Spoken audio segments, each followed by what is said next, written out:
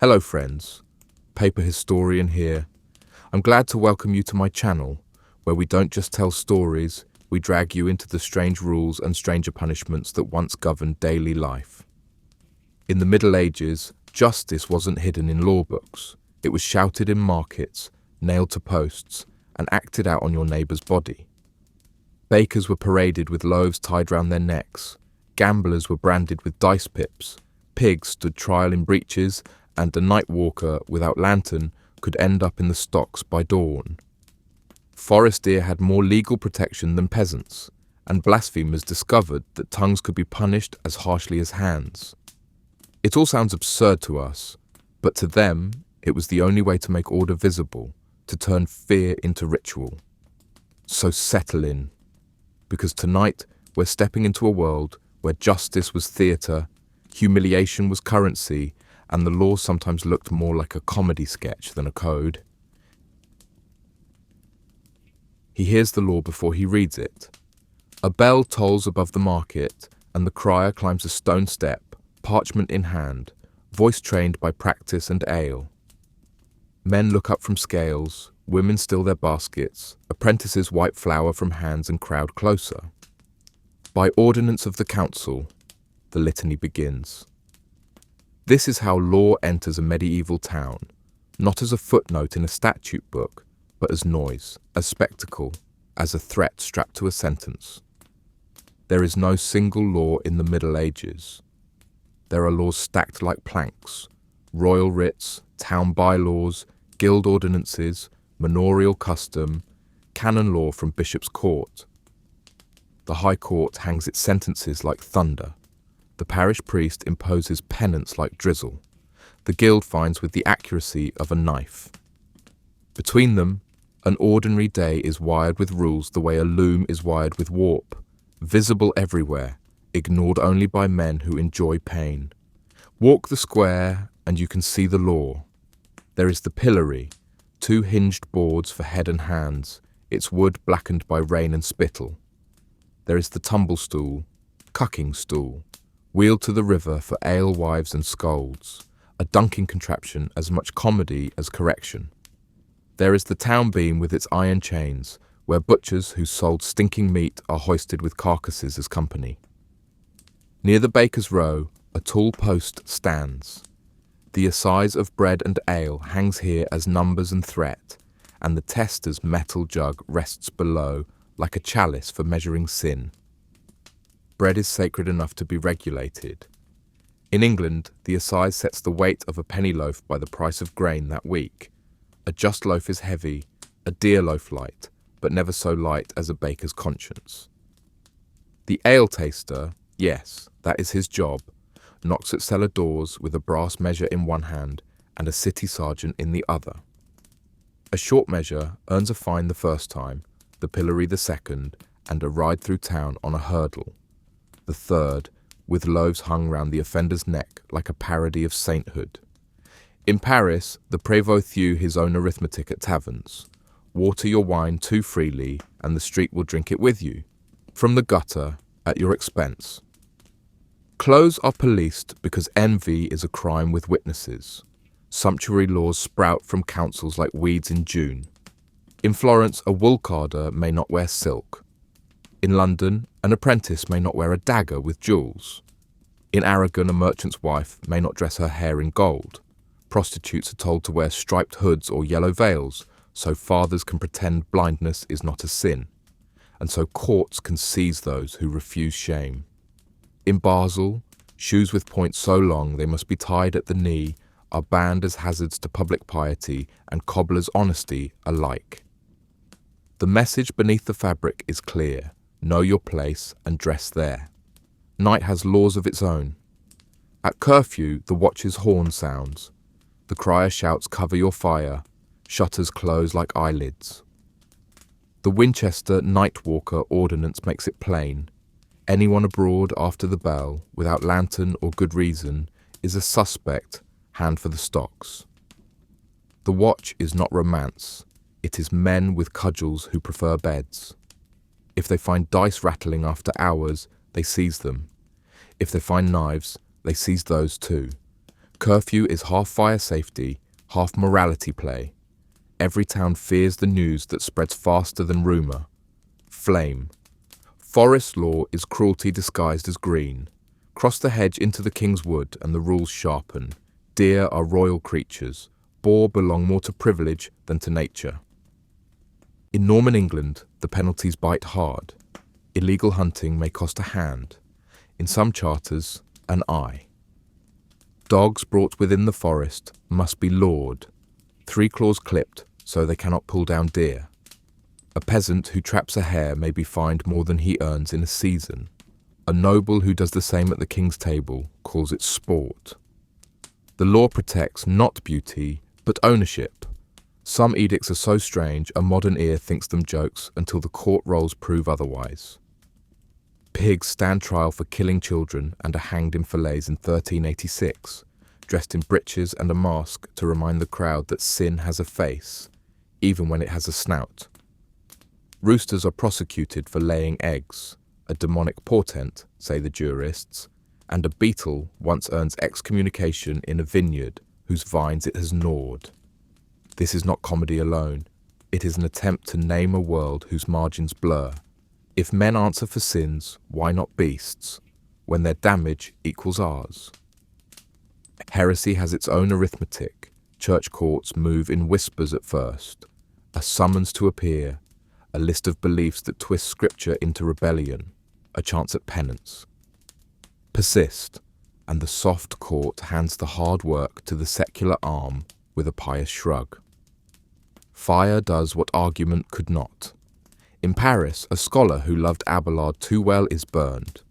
In Bohemia, a preacher's ashes teach Prague more than his sermons did. Doctrine is policed because words are contagion, so say bishops, and kings nod because order agrees. Blasphemy smells of scorched tongues in some statutes and fines in others. In Italian communes you may be punished for cursing God with a sum that proves piety's price is negotiable. In other places, a man who profanes the host is paraded on an ass through streets that spit and pray. Language is law's hunting ground because oaths, those public pledges that Greece deals, are the town's glue. A man who swears falsely threatens more than his own soul. He threatens the market itself. Sanctuary is the law's escape hatch and its theatre. Drag your bleeding body into a church and clutch the rood. For 40 days the sheriff's hand stops at the nave. You may abjure the realm, confess before witnesses, and set off barefoot to the nearest port. A cross sewn on your sleeve, every milestone a reminder that home is something the law can take away. If you step off the king's highway, you are fair game again, a lesson in geography as punishment. Shame is a currency courts spend often. The scold who stings neighbours with her tongue rides the cucking stool to laughter that hurts worse than cold river water. The miller who steals a thumb's weight of grain sits in the pillory with flour dusted over his head. Children throw stale bread. The marketplace adjudicates with vegetables. The gay man, the cheerful fellow who sings too loudly, may be tolerated. The gamester, dice man, is not. The line is invisible until a magistrate declares it with a fine. Then everyone says they saw it all along. Guilds write their own codes and the town enforces them. Bakers must bake at certain hours, not at night when the assize's scrutiny sleeps. Butchers must slaughter only in appointed yards. Dumping offal in the lane earns a penalty. Nostrils understand. Tanners must set up shop downstream. Dye works must keep their vats far from the well.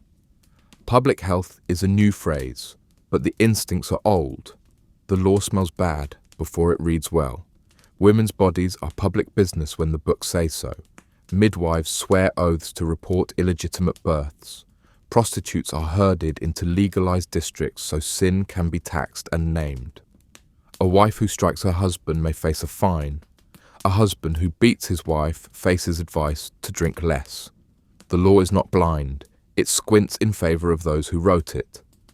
But even here, you find odd islands of restraint. A man who abandons a pregnant mistress may be hauled before the bishop's court and told to support the child he made. Conscience and control argue well into vespers. Coins have sharp edges in court. Clip the king's silver, shave a whisper of metal from every coin, and you have stolen more than money. You have stolen trust. Punishments for coiners and clippers grow grim. Hands cut off in some regions, brands seared into cheeks in others, exile where deterrence fails. The market is the republic of faith. Mutilation writes a sermon on flesh readable by all. And yet, for all its terrors, medieval law is not one endless scream. Most days it is ordinary, almost bored. A fine for breaking curfew, a pledge to repair a hedge, a promise to keep pigs ringed so they cannot root in the neighbour's barley. Courts are crowded with small wrongs because towns are made of small lives. The most unusual laws sit beside the most sensible, and both are read by the same crier whose voice cracks by noon. He moves on to his next parchment. A brewer has been caught watering ale. The tumbrel awaits. A cobbler has made shoes with points longer than permitted. The council laughs and fines him, because laughter without fine would be weakness. A man has been found killing conies in the Lord's warren. The reeve has his knife. A washerwoman has shouted insults at a neighbour for a full hour in the lane. She will ride the stool unless she apologises in church before Sunday. In the afternoon, the sheriff leads a pig through the square. It wears a scrap of cloth like a tunic and blinks at the sun, uncomprehending. Its trial is already a rumour, its execution tomorrow's entertainment. Will it deter the next pig? Of course not. Laws like this do not control animals. They instruct humans. They say, the world is ordered, even when it is not. At sunset, the pillory stands empty, its wood sticky with the day. The watch calls curfew, shutters clap like books closing. Law is a performance that pauses at night and begins again with bells. In the morning, there will be new ordinances. Perhaps a sumptuary tweak because a tailor's daughter wore too bright a ribbon. Perhaps a forest proclamation because too many hounds still have all their toes. Perhaps a public penance for a blasphemer whose tongue is too clever for his purse. He lies down on straw and thinks, as even law-abiding men sometimes do, that the strangest thing about medieval law is not its cruelty, but its creativity. It tries to make the market honest, the night quiet, the church pure, the forest the king's, the bread weighty, the clothes modest, the coins round, the dice silent. It never succeeds entirely, but in trying, it writes a story of a world that feared chaos and loved order with a passion that produced rules so particular they sometimes look like jokes. They are not jokes. They are the memory of a town that wanted to wake to bells, not to fire. Tomorrow, there will be more, and some of them will be so odd that 15 generations later, we will still be talking about them. If you wanted to see medieval law at its most inventive, you didn't need to wait for a heretic's trial or a thief's hanging. You only had to visit the marketplace on an ordinary morning. There, the law lived in scales and measures, in cloth and cups, in bread weighed and tasted. And when someone cheated, the punishment was not gallows. It was laughter sharpened into humiliation. Bread was the beginning. Every town believed bread too sacred to leave to baker's conscience. England's assize of bread and ale, copied and recopied from the 13th century onward, set down a simple arithmetic. The price of grain rose and fell, and the weight of a penny loaf rose and fell with it. A loaf was not just food, it was evidence of justice. Inspectors came with scales, weighed loaves, compared them against the table. Too light? Fines first. Persistent? The baker might be paraded with loaves tied round his neck or placed in the pillory while children pelted him with the very bread he had shorted. Chroniclers note the laughter almost louder than the sermon. Law became theatre, and the baker, the clown who had written himself into the script. Ailey was next. Ailey Connors in England, Gaugeurs de vin in France, men in patched coats with brass jugs in hand, knocked at tavern doors and demanded samples. They measured, they tasted, and sometimes, if the town was in merry mood, they sat in puddles of fresh ale to test its purity. hence the famous legend of ale tasters who sat in the leather breeches. Too weak, too sour, too watered? Fines again, then shame. A brewer might be tied to a cart and dragged through the streets with barrels banging behind, or forced to drink his own spoiled ale until sickness punished him more honestly than law. Cloth was regulated almost as carefully as food. Sumptuary laws were the council's answer to envy.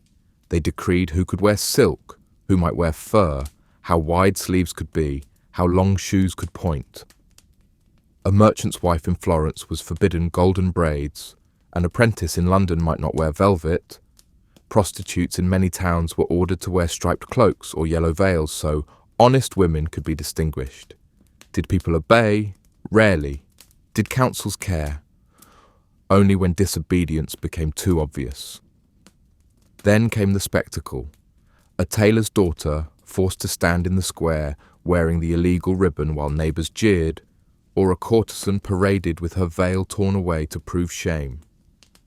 Markets themselves were mines of petty infractions. A butcher caught selling bad meat might be strapped to the carcass and paraded. A fishmonger who sold rotten herring might have barrels dumped over his head.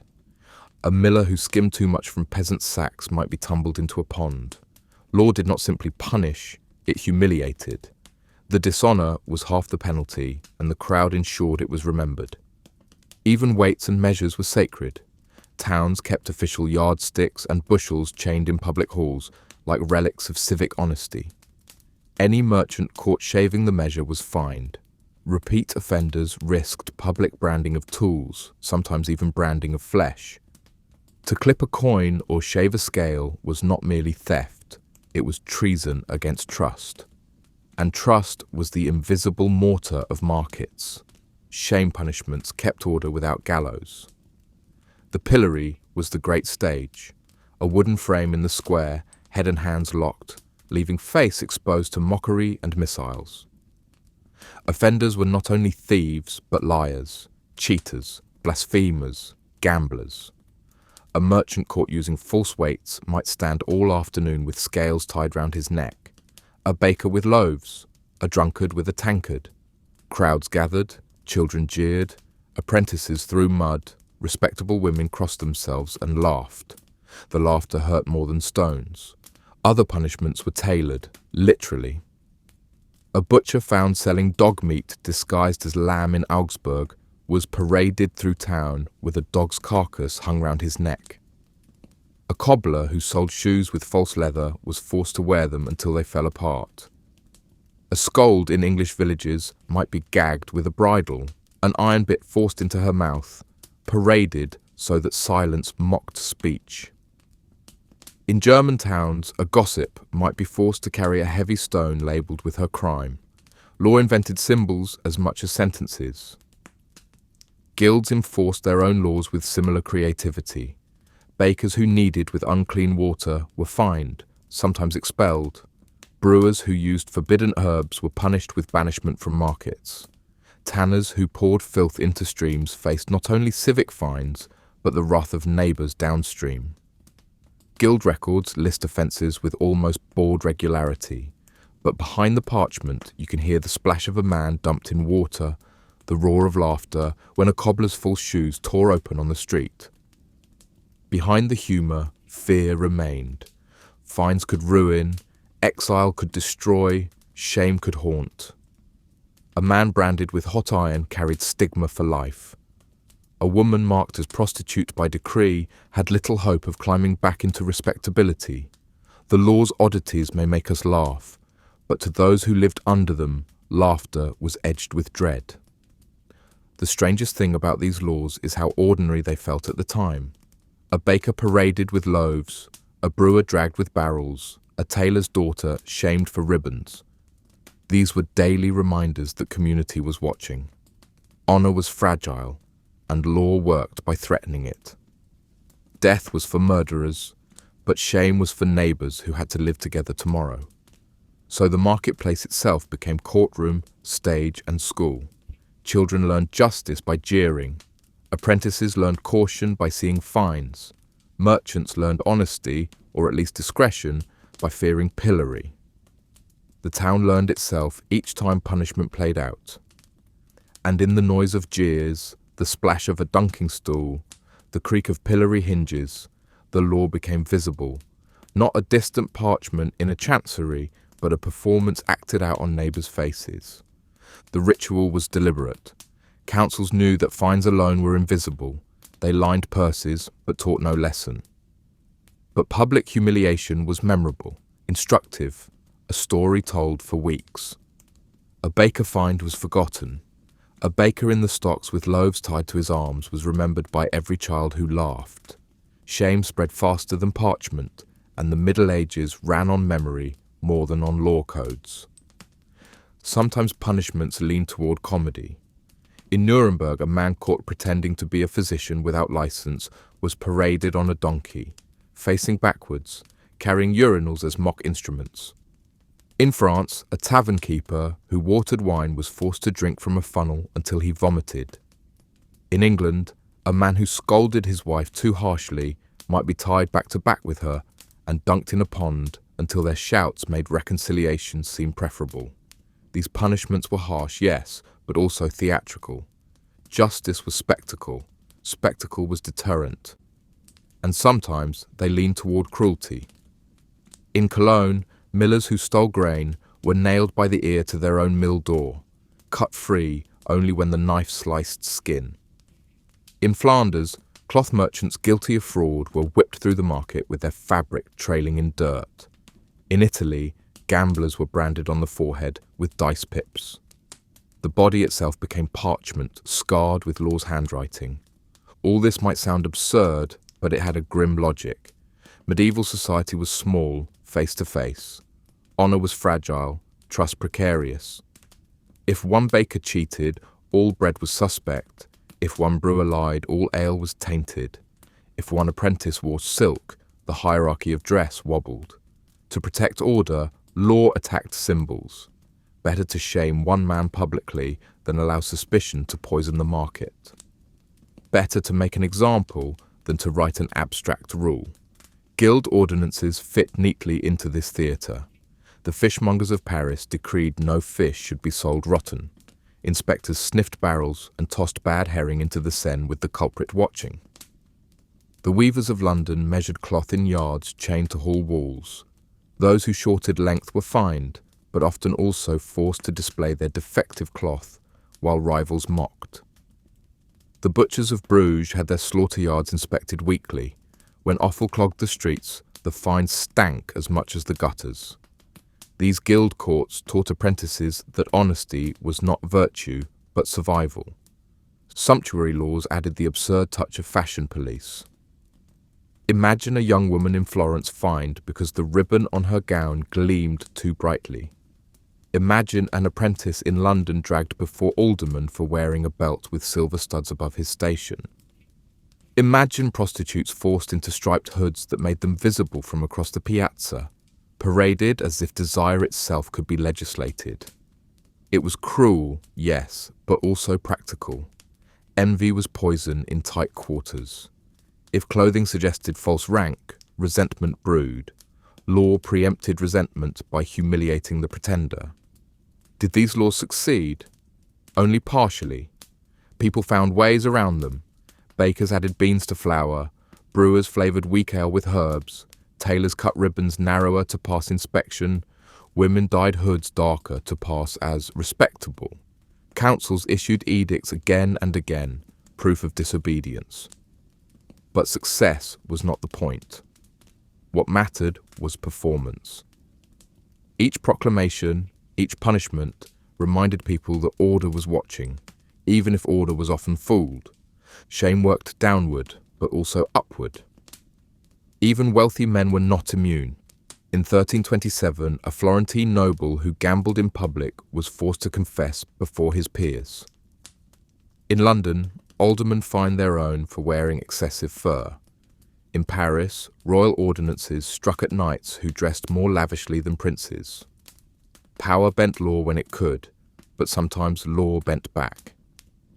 The pillory, after all, did not distinguish finely once a head was locked in place. In the end, the strangest thing about these everyday laws is not their oddity, but their persistence. Bread weights, ale measures, clothing rules. They appear again and again in town records across centuries. They were the humdrum heartbeat of medieval justice. Murder trials were rare, bread inspections daily. Execution was extraordinary. Dunking stools, routine. For most people, the law they saw was not gallows, but pillory. Not exile, but laughter. Not flames, but fines. Picture the square at noon. The bell has rung, the crier has read the ordinance, the offender is strapped in place. Children shout, women laugh, apprentices hurl mud, dogs bark. The man in the stocks glares, humiliated. Tomorrow he will be free, but the memory will cling. And as the town disperses, buying bread, drinking ale, checking cloth, everyone remembers, law is not far, law is not abstract, law is your neighbour's shame in front of your eyes. If daylight law smelled of bread and beer, night law smelled of smoke and fear. When the bell rang at dusk, shutters clapped shut, hearthfires were covered, and the town shrank into silence. It was called curfew, from the French couvre-feu, cover the fire. And it was both practical and moral. Fire was danger, darkness was crime, and curfew was the Crown's attempt to tame both. A man abroad after the bell without lantern or licence was night walker, and the statutes spoke of him with suspicion sharp as a blade. In Winchester, ordinances declared that night walkers could be arrested on sight, no proof of crime needed. To walk at night was itself crime enough. The watch, apprentices, sergeants, or men pressed into duty, patrolled with cudgels and horns. They demanded names, searched cloaks, confiscated dice. Those found guilty of nothing were still thrown in jail until dawn, because presence at night was guilt in embryo. Curfew was not universally obeyed. Lovers slipped out, gamblers sought dice in hidden rooms. Thieves found night their element, but enforcement made examples. A man caught twice might be fined, caught a third time, whipped or set in stocks at sunrise. In London records, nightwalkers were humiliated by being marched through markets with lanterns tied to their necks, a living symbol of light for those who had walked in dark. Curfew revealed medieval towns' anxiety about crowds. Daylight could be watched. Markets had eyes. Guildhalls had scribes. Night was chaos, and chaos frightened rulers. Laws against night walking were less about crime prevention than about control. If order meant silence, then every footstep, after bell, was rebellion. Beyond the town walls, law grew harsher still. Forest law, especially in Norman England, was not about trees, but about beasts. Kings declared vast tracts of land, forest, not because they were wooded, but because they were useful for hunting. Deer and boar became royal property, peasants became trespassers in their own fields. A man who killed a deer without license committed crime against Crown itself. The punishments were brutal. In early Norman times, poachers could be blinded or mutilated, hands cut off, eyes gouged. By later centuries, penalties softened to heavy fines or imprisonment, but the terror lingered. Dogs taken into forests had to be lawed, 3 claws of each forepaw cut short so they could not chase deer. Imagine a peasant forced to maim his own hound so it could accompany him legally. Forest law was cruelty masked as privilege, a reminder that the king's sport outweighed the poor man's survival. Forest law also bred strange rituals. Courts of the forest met under oaks, with juries sworn to report neighbours who cut wood, set traps, or gathered acorns for pigs without license. Even gathering fallen branches could be fined. Common life became crime, and law became resentment. Chroniclers noted uprisings sparked by forest harshness. When William Rufus or King John pressed too hard, resentment boiled into revolt. But day to day, peasants endured, whispering curses while sheriffs collected fines. Other night laws read stranger still. In Paris, a statute forbade carrying weapons after dark unless one was noble or guard. Violators' knives were broken in public, then tied round their necks as parody. In some German towns, whistling at night was banned because it summoned demons, or thieves, which was nearly the same. In parts of Italy, curfew included rules against singing bawdy songs in alleys, punishable by fines or time in stocks. Medieval rulers feared noise as much as they feared knives, and sometimes fear slid into superstition. Ordinances in Alpine towns banned night gatherings of women for fear of witchcraft. Any group of 3 found walking together after bell could be accused. In Flanders, laws forbade masks after dusk. Too many robbers had used carnival disguise to slip into houses. In England, watchmen were ordered to seize strangers lodging without fire or company, as if solitude itself were criminal. The line between public order and paranoia blurred with every bell. Punishments matched the anxiety. Stocks at dawn for night walkers, heavy fines for forest trespass, ears nailed for repeat poachers. Shame and mutilation again kept memory alive. A man limping from the pillory was advertisement that night was dangerous, not because thieves lurked, but because the law did. Yet curfew had one irony. Rulers themselves ignored it. Feasts stretched long after bells, noble houses lit candles through the night, taverns stayed open for favoured guests. The poor suffered the lash, the rich sang until cockcrow. Law was equal in parchment, unequal in practice. A merchant's son with lantern walked safe, a beggar with same lantern walked to prison. Forest law was harsher still. Lords hunted freely, while peasants starved beside untouched deer. The oddest laws were not odd to those who wrote them, they were instruments of privilege. Still, the strangeness survives in records. A man punished for walking without lantern. A peasant fined for gathering sticks. A dog mutilated for its claws. A thief branded for being outdoors at wrong hour. These are laws that today sound like satire, but once structured daily fear. The medieval world lived close to dark and closer to hunger. Fire could destroy whole towns. A lost deer meant insult to king. So towns rang bells and kings drew boundaries, and men learned to fear not only night, but the words written about it. In a medieval square, justice could look absurd until the rope tightened. Imagine a pig dragged before a court, snout bound, ears twitching, a halter tied to the hand of a sergeant who reads charges with grave solemnity. The animal is accused of killing a child. The judge listens, the clerk records, witnesses swear oaths. Sentence: death by hanging. The pig is dressed in breeches and tunic, led to the gallows, executed as if it understood. This is not fable. It is Falaise in 1386, where chronicles record every detail. Animals stood trial more often than we think. Pigs, goats, even horses, sometimes rats and insects. The logic seems strange to us, but was simple to them. If law is universal, if sin contaminates creation, then even beasts who harm humans must be judged. The ritual was not only for the pig, it was for the crowd.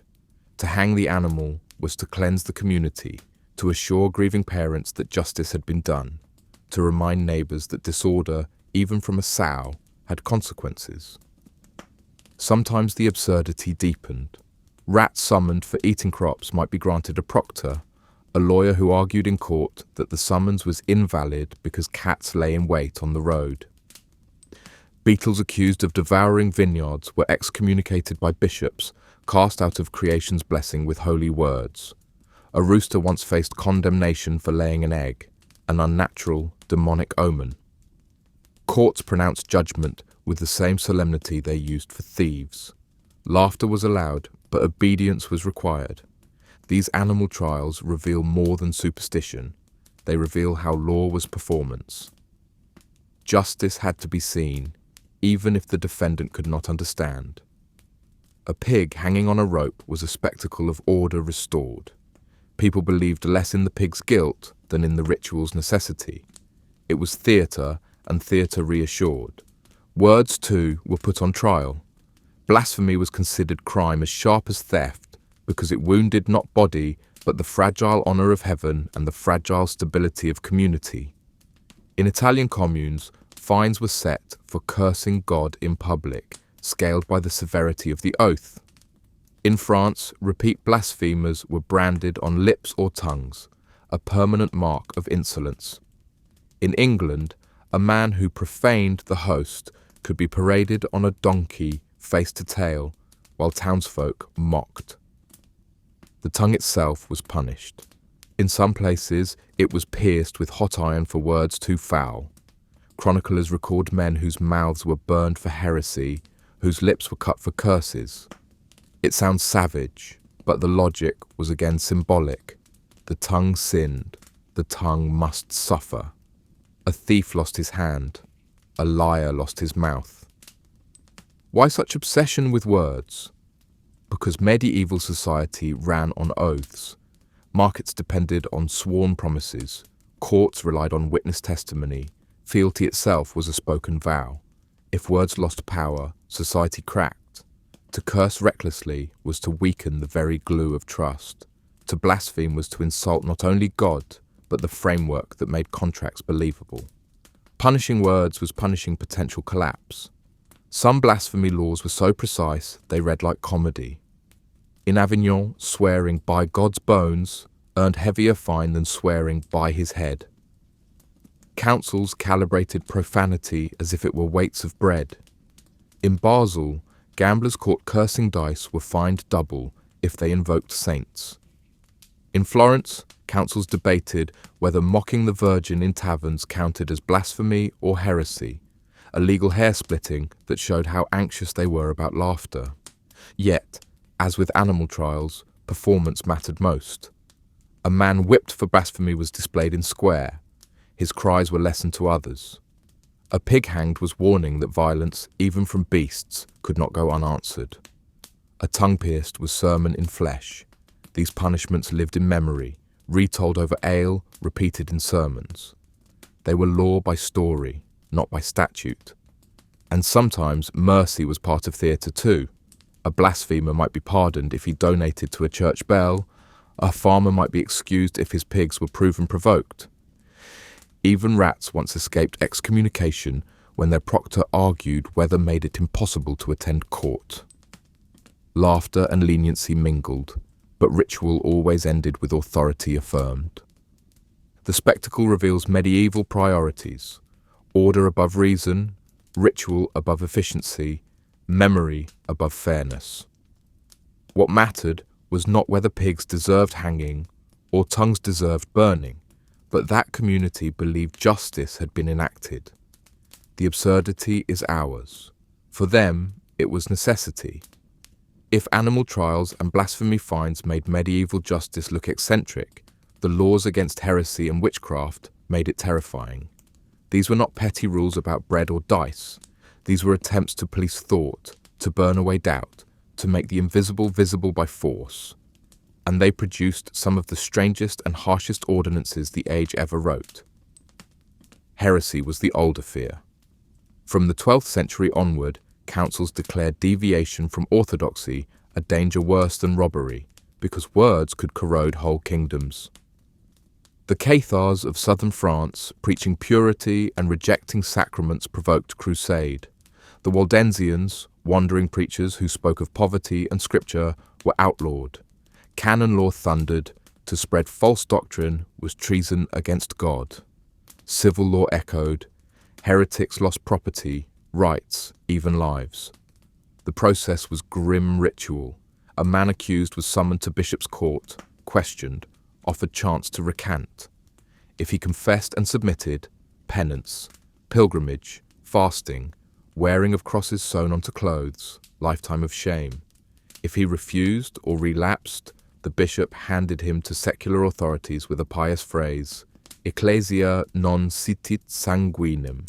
The church does not thirst for blood. The state, conveniently less squeamish, lit the fire. Punishments were codified in statutes that sound surreal today. In some cities, heretics' houses were razed, ground salted so nothing might grow.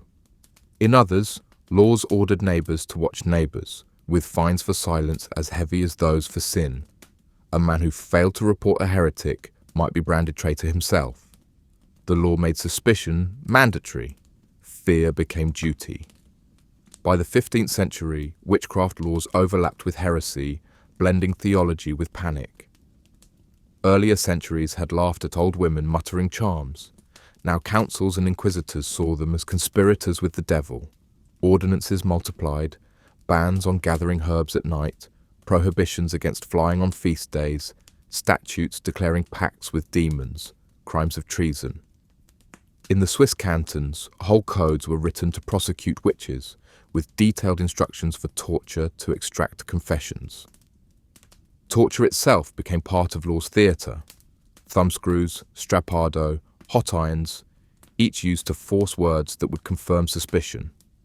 A confession, once wrung out, justified execution. The accused named accomplices, new trials followed, fear multiplied like contagion. The law no longer waited for crime. It created it through question and pain. Some witchcraft laws were bizarrely specific. In 1430s Germany, a woman was tried under statute forbidding stealing men's virility by spells. In Savoy, ordinances punished weather magic. Hailstorms blamed on witches could bring whole villages before inquisitors. In parts of France, it was declared crime to ride at night with Diana or Herodias, pagan goddesses recast as demons. The law absorbed rumour, wrote it down, gave it teeth. The punishments, like those for heresy, were public fire. A witch was paraded to stake, bound, strangled, or burned alive. The crowd was lesson. This is what happens when invisible rebellion becomes visible body. Bonfires turn terror into ash, ash into story, story into obedience. And yet, even in this severity, odd details creep in. Some statutes allowed mercy for witches who confessed voluntarily. Others insisted on burning regardless. Some towns punished charm sellers with fines, not death. Some inquisitors mocked villagers for believing too much in magic. The law was inconsistent because fear was inconsistent.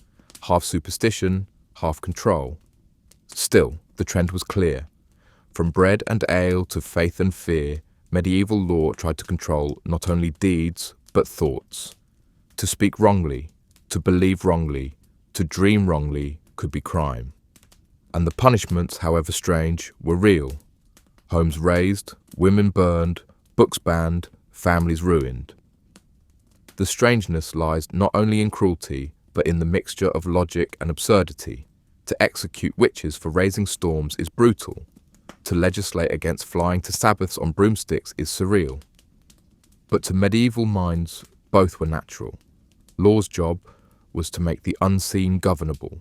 If demons threatened crops, then statutes against demons were as rational as statutes against thieves. So the square filled again, not with bakers in stocks or pigs in breeches, but with heretics in chains, witches bound to stakes. Children watched, adults muttered prayers, chroniclers wrote.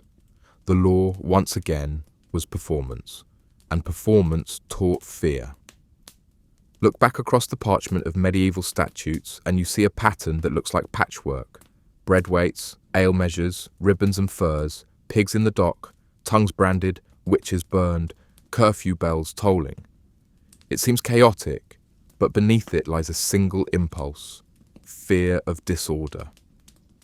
The Middle Ages were never quiet. Plague, famine, fire, war pressed constantly on towns and villages. Law was the attempt to say, here at least there will be order, here chaos stops. But because chaos wore so many faces, hunger, envy, darkness, heresy, the laws multiplied until they looked absurd. The oddity of medieval law was that it cared less about crime as we think of it, murder, theft, than about symbol. Murder was rare. Theft happened quietly. But a loaf too light, a ribbon too bright, a curse too loud, these were visible, audible, contagious. And because everyone could see them, everyone could be scandalized. Law responded with spectacle to heal scandal. Punishment was not about reforming the offender. It was about reassuring the neighbors. That is why shame sat at the centre. Stocks, pillories, cucking stools, parades on donkeys, these were less about pain than about humiliation. A baker flogged in private taught nothing. A baker mocked in public taught everyone. The community laughed, then remembered. Medieval justice lived not in cells, but in squares, not in silence, but in noise. Theatre shaped even the cruelest punishments. Hanging a pig in trousers was absurd, but it reassured grieving parents that the world still made sense. Burning a witch for storms did not calm the weather, but it calmed the village. Branding a gambler with dice pips did not stop gambling, but it gave the crowd a story. Law understood that stories are stronger than rules. And law itself was story. Each ordinance proclaimed by crier was half rule, half performance. Each punishment enacted in market was half justice, half theatre. Each memory retold in tavern was half fact, half legend. When we read medieval statutes now, we smile at their oddity. But medieval people lived inside them as narrative. They explained why the world was ordered even when it felt fragile. The contradictions are striking. A society that tolerated noble violence worried about apprentices' ribbons. A church that preached mercy burned heretics. Councils that could not stop war tried to stop dice. But again, the logic was communal. Ribbons threatened order more visibly than feuds. Heresy threatened souls more visibly than mercy helped them. Dice threatened markets more visibly than armies did. Law targeted what communities could see and fear together. And yet, within the cruelty, there was creativity. Punishments were tailored, symbolic, theatrical. The butcher tied to his carcass, the gossip gagged with bridle, the baker paraded with loaves. Each was a miniature play. The medieval world did not invent legal codes alone. It invented legal dramaturgy. Why do these laws still fascinate us? Because they show a society that lived closer to fear, but also closer to imagination. We no longer dunk scolds or excommunicate beetles, but we still legislate symbols, fines for insults, bans on clothing in schools, rules for what words may be spoken in public. Medieval justice looks strange because it is an exaggerated mirror of impulses we still carry. For those who lived under it, there was nothing comic. To be branded, to be dunked, to be mocked was shame that lingered. To be accused of heresy or witchcraft was terror that ended in fire. The absurdity was real, but so was the pain. Oddity and cruelty walked hand in hand.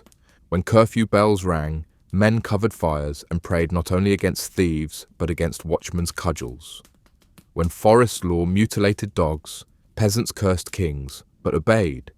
When markets laughed at pilloried cheats, offenders carried scars in spirit long after laughter died. And when witches burned, neighbours shivered, because law had turned invisible fear into visible ash. So medieval law remains in memory as both grotesque and ingenious. It was theatre designed to make people believe the world was stable. It was order imposed by spectacle. It was fear turned into ritual. And in its strangest moments, pigs in breeches, dice branded into flesh, bakers paraded with loaves, it shows a society that believed justice must be seen to be believed.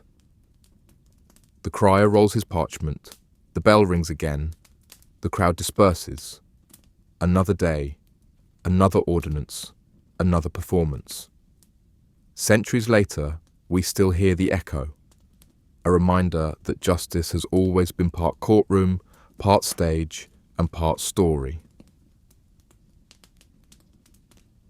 Settle in for our next story, where we explore the life of the Egyptian people, from the elite of their society to the very dregs, for whom simple survival is a daily challenge.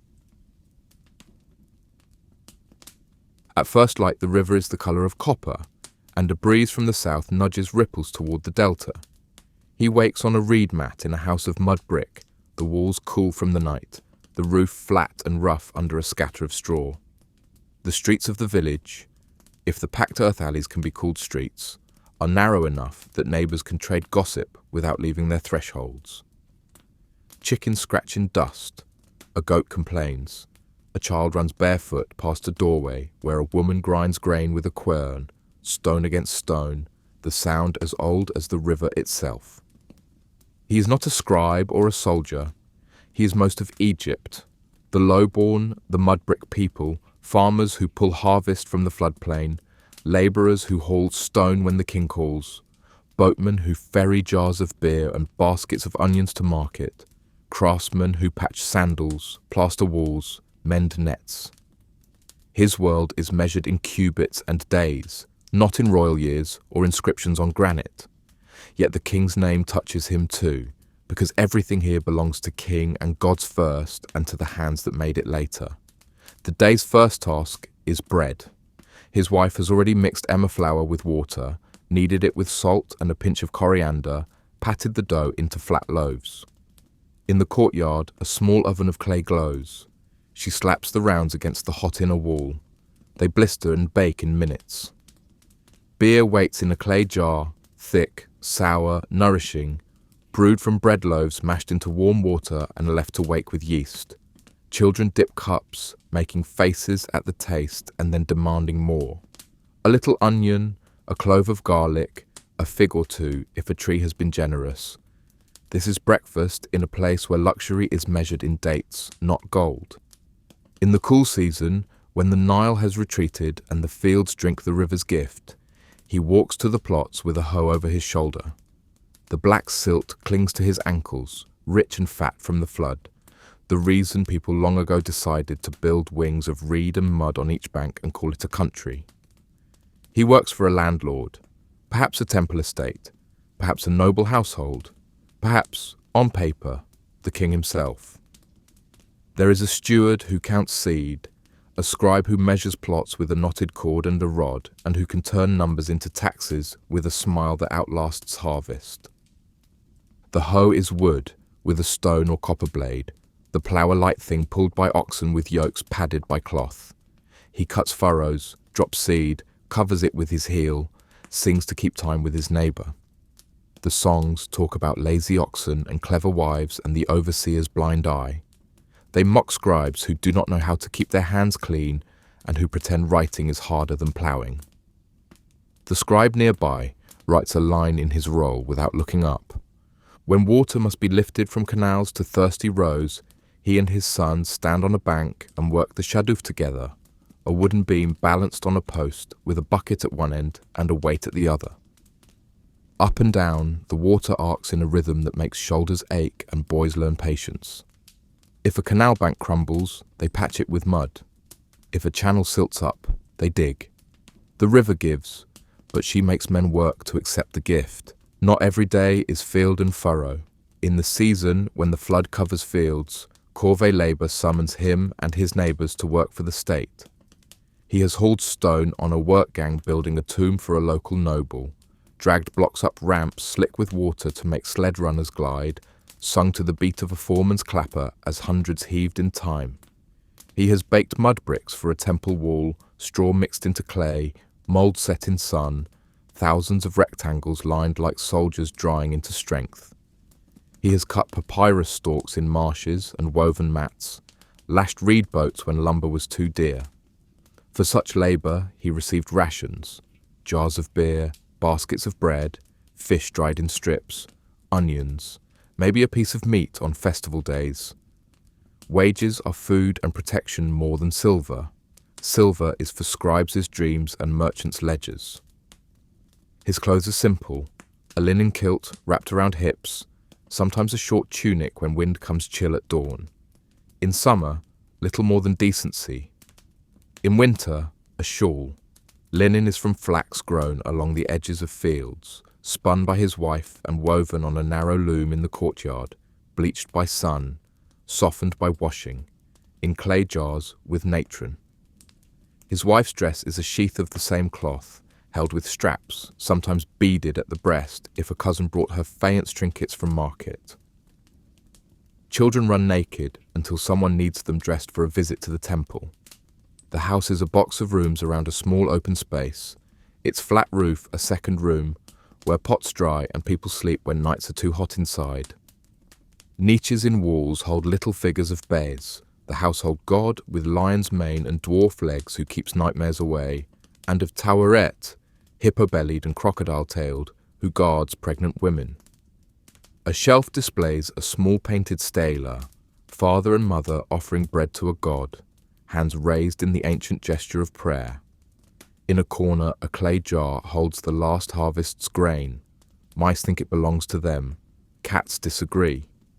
Religion flows through his day the way water seeps through silt. He knows the big gods by name, Amun, Ra, Osiris, Isis, but his prayers usually go to the ones who listen close. To Hapi, the Nile's generosity personified. To Renenutet, the snake goddess who guards the granary. To Wepwawet, who opens roads. On festival days, he takes his children to the temple precinct, where priests in clean linen carry the god's bark on their shoulders. Processions sway to drums and sistrums, incense rises, and people beg the god inside the shrine to look favorably on the land. Sometimes the god's boat is carried down to the water, taken for a symbolic cruise. People cheer because the god keeps company with them, because for an hour the divine breathes outside the stone. Death is nearby, always, and he speaks of it without shock. A friend's child died in fever. The village washed the little body, wrapped it in linen, put a toy beside it, cried, and then spoke quietly of the field of reeds, where the just lie forever in a landscape like this one, but without stingy overseers or drunk watchmen. When his father died, they paid men to carry the body across the river to embalmers who knew the old ways, though the money only stretched to a simple treatment and a coffin with painted eyes that stare into eternity. They said the words over him that the book in the priest's hand told them to say, to convince Osiris that the heart was light, that the tongue had not lied, that he had not moved boundary stones or stolen bread from the poor. He prays the same will be true of him. He is not under illusions about justice. Taxes come when scribes want them, whether the flood was generous or stingy. An ox dies at the worst time, and the steward shrugs. He has seen a man whipped at the granary for showing up late to his corvée shift, seen a neighbour's daughter taken into a rich household as debt payment. But he has also seen the noble who owns the granary provide beer to the village on festival days and send a boat with doctors when a fever swept up from the marsh. The world is uneven, but it is not always cruel. The gods bend toward mercy, he tells himself, or at least toward order, and order is what keeps men from drowning in chaos. He eats at midday, under a patch of palm shade, bread again, hard by afternoon, but softened in beer. Onions, a handful of dates, a bit of dried fish, perhaps a sliver of goat if luck visited yesterday. He takes a reed pen out of a basket and within his mind pretends to be a scribe for a joke, writing that this day's labour will please the steward and that the steward's face will resemble that of a donkey when he reads it. He laughs and puts pen away because ink is for men who do not lift shadoofs. In the afternoon he repairs a weir in a canal, jokes with a neighbour about whose wife bakes better bread, helps pull a boat to shore whose crew is drunken enough to mistake mud for water. He stops by a small shrine on the way home, presses his palm against cool stone, leaves a few grains as offering, touches the carved lips of a god with his fingers, and then touches his own mouth. May my words be pleasing, may my life be kept within the basket of the day. At home, the courtyard smells now of fish stew. His wife has boiled it with leeks and cumin. She tells him that their daughter plucked a thorn from a cat's paw and so deserves a necklace bead if he can spare one. He promises, of course, because fathers are kings of small kingdoms and his treasury opens easily to such claims. The boy shows off a clay boat he made at the river's edge, nothing but a curl of mud with a reed stuck at one end for a mast. He pronounces it fit for the king's own pool. The boy insists it is better than the king's. They both pretend to believe him. The village gathers after supper to hear a tale. The old ones still speak of Sneferu's barge sparkling on the water and of how a magician lifted a stone without touching it.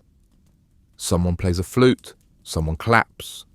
The old woman with the sharp tongue says that scribes invented lies and then wrote them down so no one could argue with them, and everyone laughs because everyone suspects it is true. A man whose back hurts passes around a jar of oil smelling of myrrh. They rub it into his skin and joke that it is expensive enough to make a priest cry. Night comes flat and complete.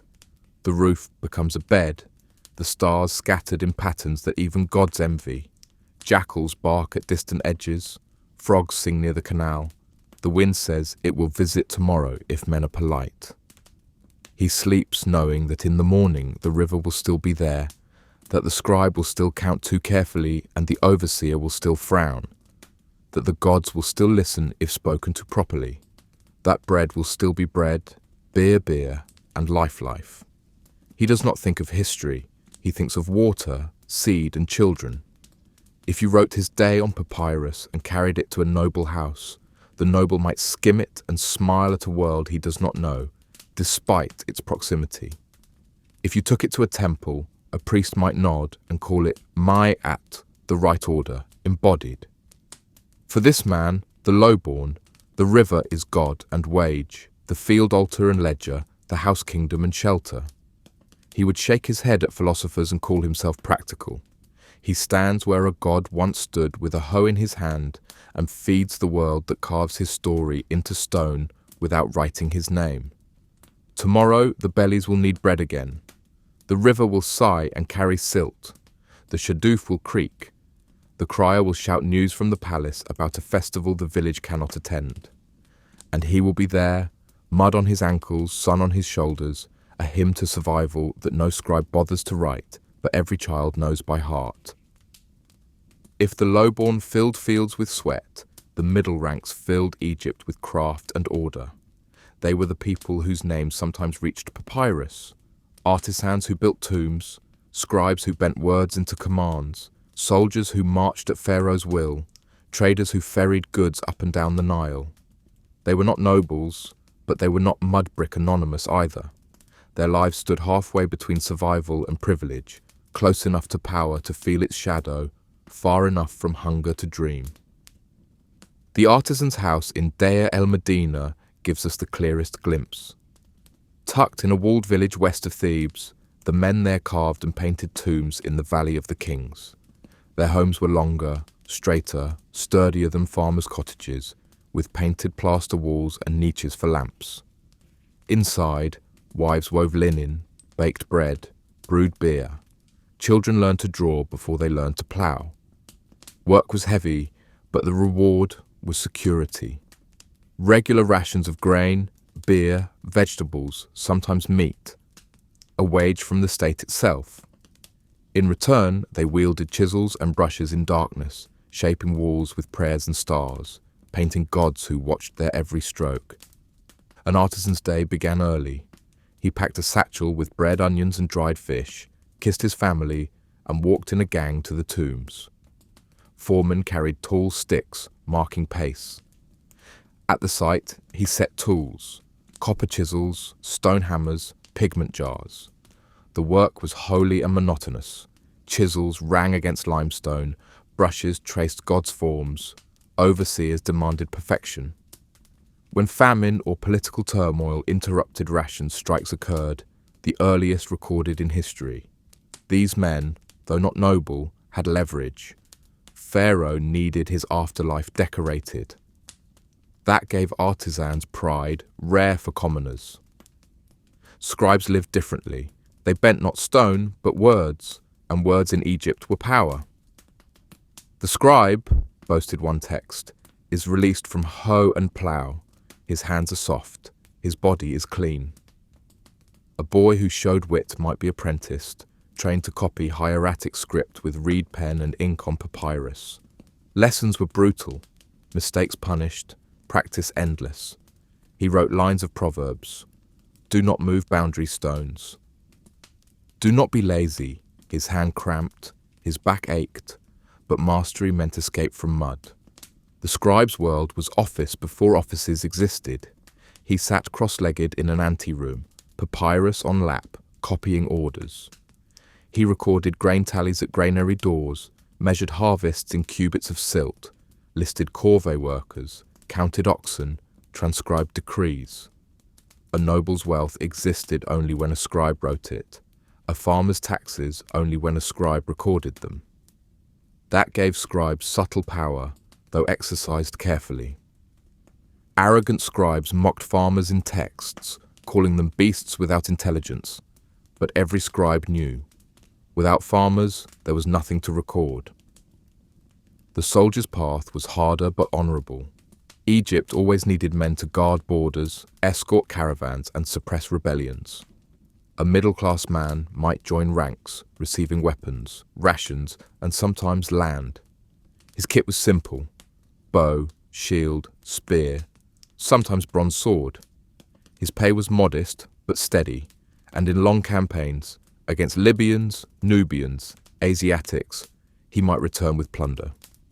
Soldiers carried stories of nights in desert forts where jackals howled, of marching in formation under painted banners, of Pharaoh himself reviewing troops with falcon crown gleaming.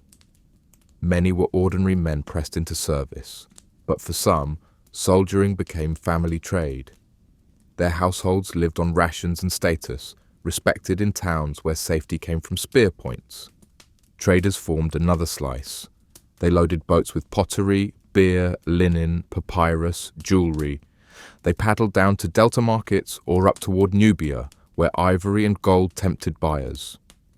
Some caravanned with donkeys through desert routes to copper mines or oases. Traders' houses smelled of storage jars, their walls hung with nets, their wives skilled in bargaining. They dealt in coin when possible, though barter remained constant. They learned enough foreign words to haggle, enough diplomacy to smile at soldiers on patrol.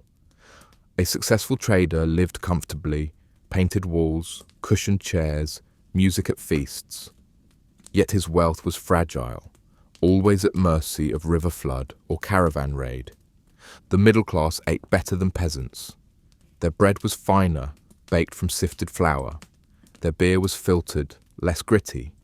They could afford onions, garlic, leeks daily, figs and dates often, fish more frequently, poultry on festivals, goat or lamb occasionally. Artisans sometimes received meat from temple sacrifices, a taste of nobility's table. Their wives prepared meals with spices, cumin, coriander, dill, fenugreek. Cooking was work, but also craft. Stews simmered in clay pots, flatbreads puffed against hot stones, vegetables boiled with herbs.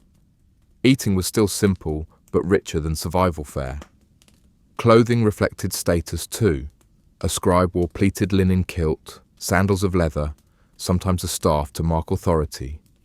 Artisans wore similar garb, but their wives might own jewelry of faience beads, carnelian, or turquoise. Soldiers wore short kilts and sometimes helmets, leather corselets. Traders displayed rings or amulets, charms of Bez or Horus, hoping to impress clients. The difference from nobility was luxury. Nobles wore fine translucent linen and gold. Middling folk wore sturdy linen and coloured stones. Religion bound their lives as tightly as farmers. Artisans prayed to Ptah, god of craftsmen. Scribes revered Thoth, lord of writing. Soldiers invoked Montu, war god with falcon head. Traders asked Hathor, goddess of joy, to bless journeys. Temples employed them, festivals included them, priests taxed them. They joined processions, raised hands in prayer, brought offerings. Some middle-class families paid for small tombs, modest chapels with painted walls, stelae depicting family at eternal meal. The poor hoped for Osiris's mercy. The middle aimed for recognition in afterlife art. Ambition was constant. An artisan hoped his son would become foreman. A scribe dreamed of joining temple bureaucracy. A soldier hoped for land grant or promotion. A trader aimed for monopoly in certain goods. They lived with one foot in mud and the other on ladder, always climbing but rarely reaching nobility. Yet they also knew fragility. A bad flood could erase savings. A corrupt overseer could ruin a career. A pharaoh's whim could draft men into distant service. Middle rank was comfort, not security.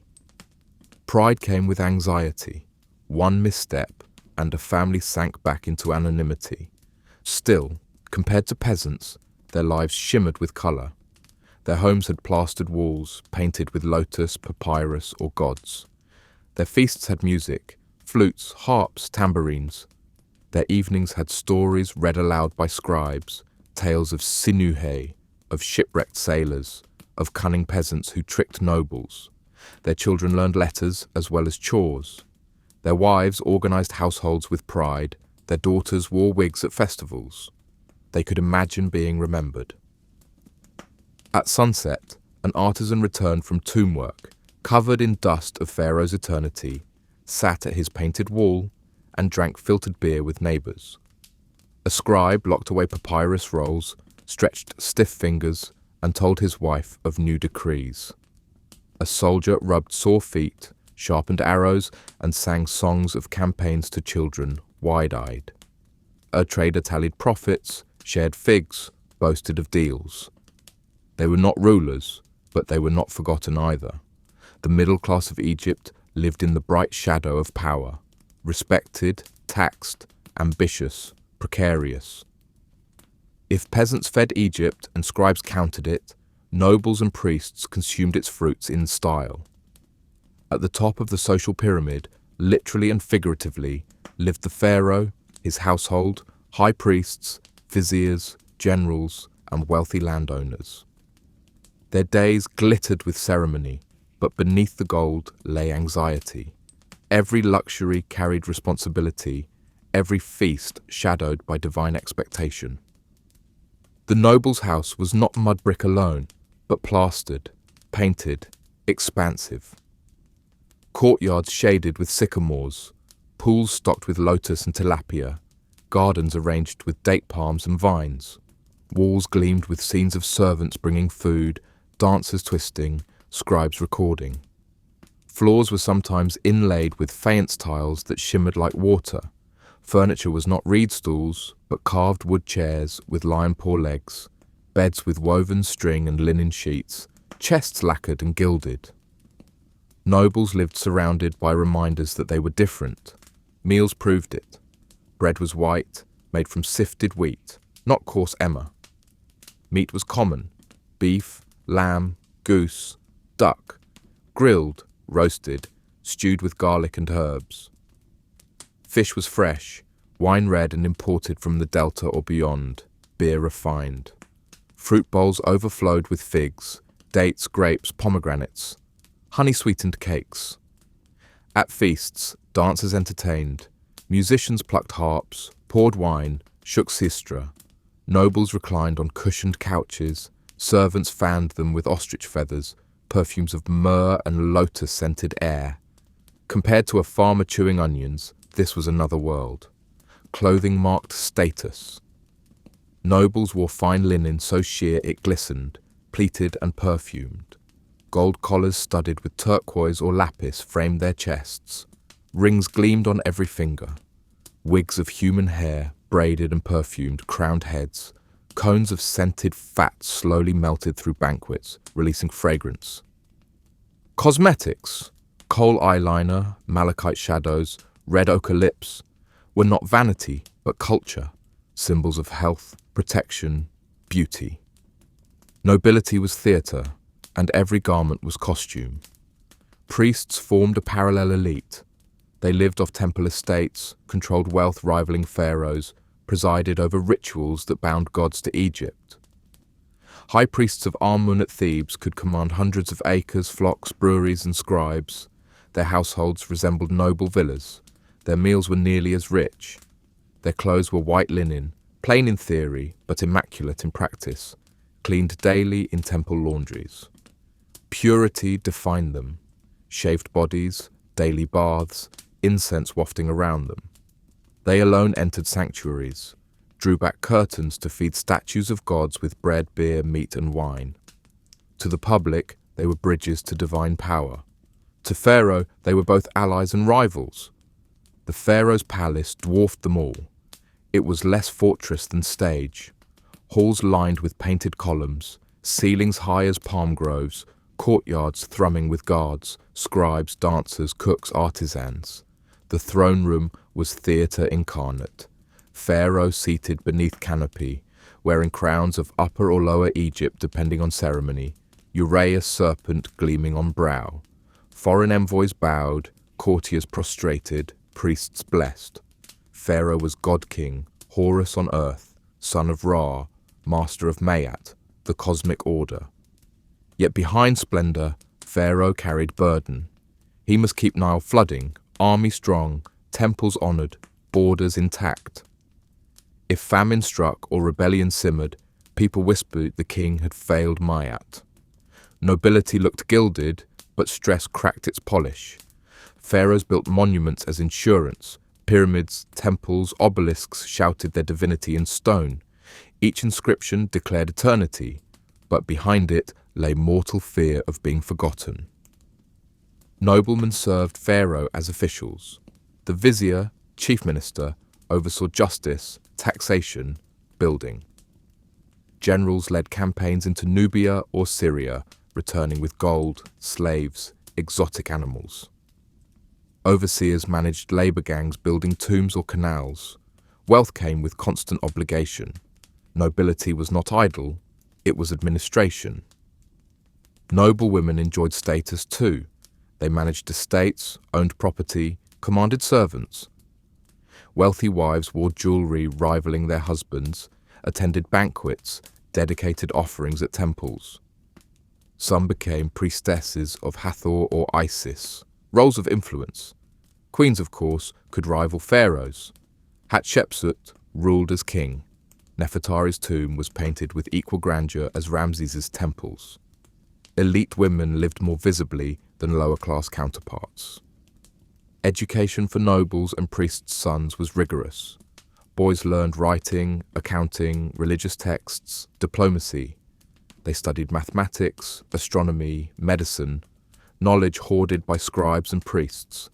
They learned to read stars for calendars, to draft contracts, to chant hymns.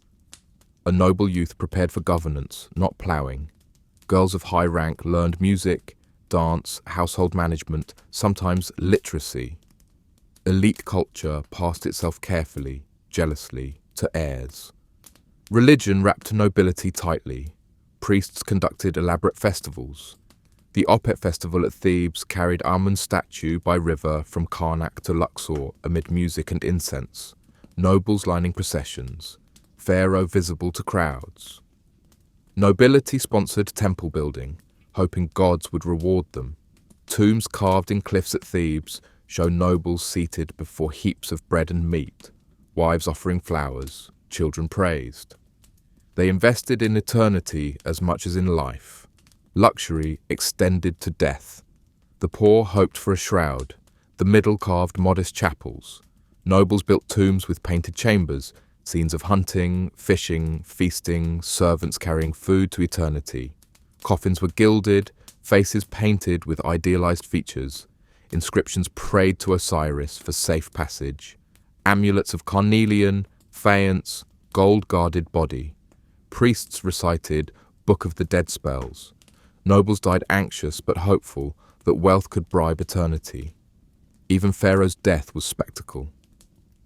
Mummification lasted 70 days, body dried with natron, wrapped in linen with amulets, sealed in nested coffins. Tombs stocked with treasure, food, weapons, games, chariots, walls painted with underworld maps, spells, and warnings. For commoners, Pharaoh became Osiris. For nobles, a chance to boast of serving him forever. For enemies, a target of plunder. For historians, eternity preserved. The daily life of Egypt's upper class thus glittered with material comfort, ceremonial prestige, and cosmic anxiety. They lived in painted villas, ate honey cakes, wore gold collars, listened to music by pools. But their lives were not free. They were bound to Pharaoh's demands, priests' rituals, God's expectations. Luxury was duty. Pleasure was politics. Nobility was theatre, constantly rehearsed for an audience of gods and men. At sunset, a noble reclined in garden shade, sipping wine from faience cup, listening to harpists sing hymns. Servants brought roasted goose, figs, pomegranate wine.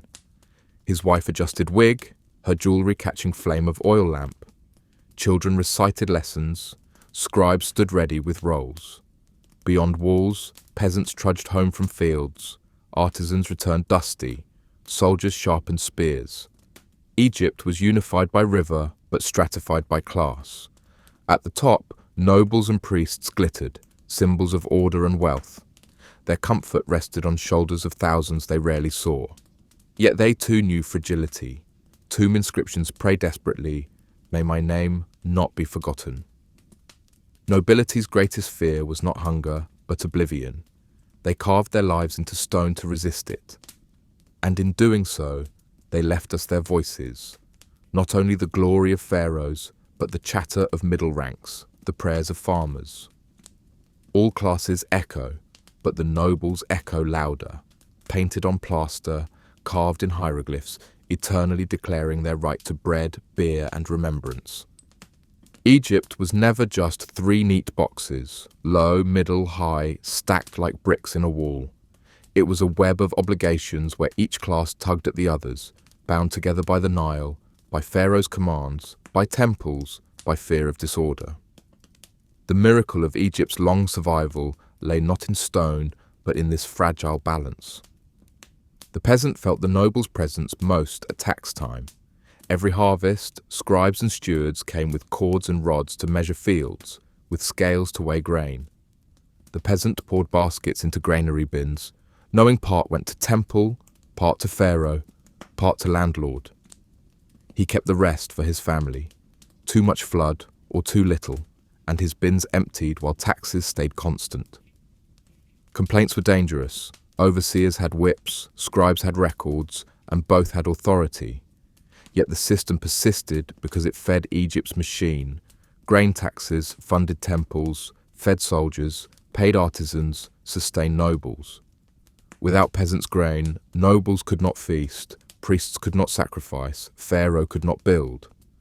In return, nobles and temples offered some protection. Temples distributed food during famines, nobles sponsored festivals, pharaoh's granaries opened in emergencies. A peasant prayed less for generosity than for fairness, but he relied on both. The exchange was unequal but essential. Bread moved upward, order trickled downward.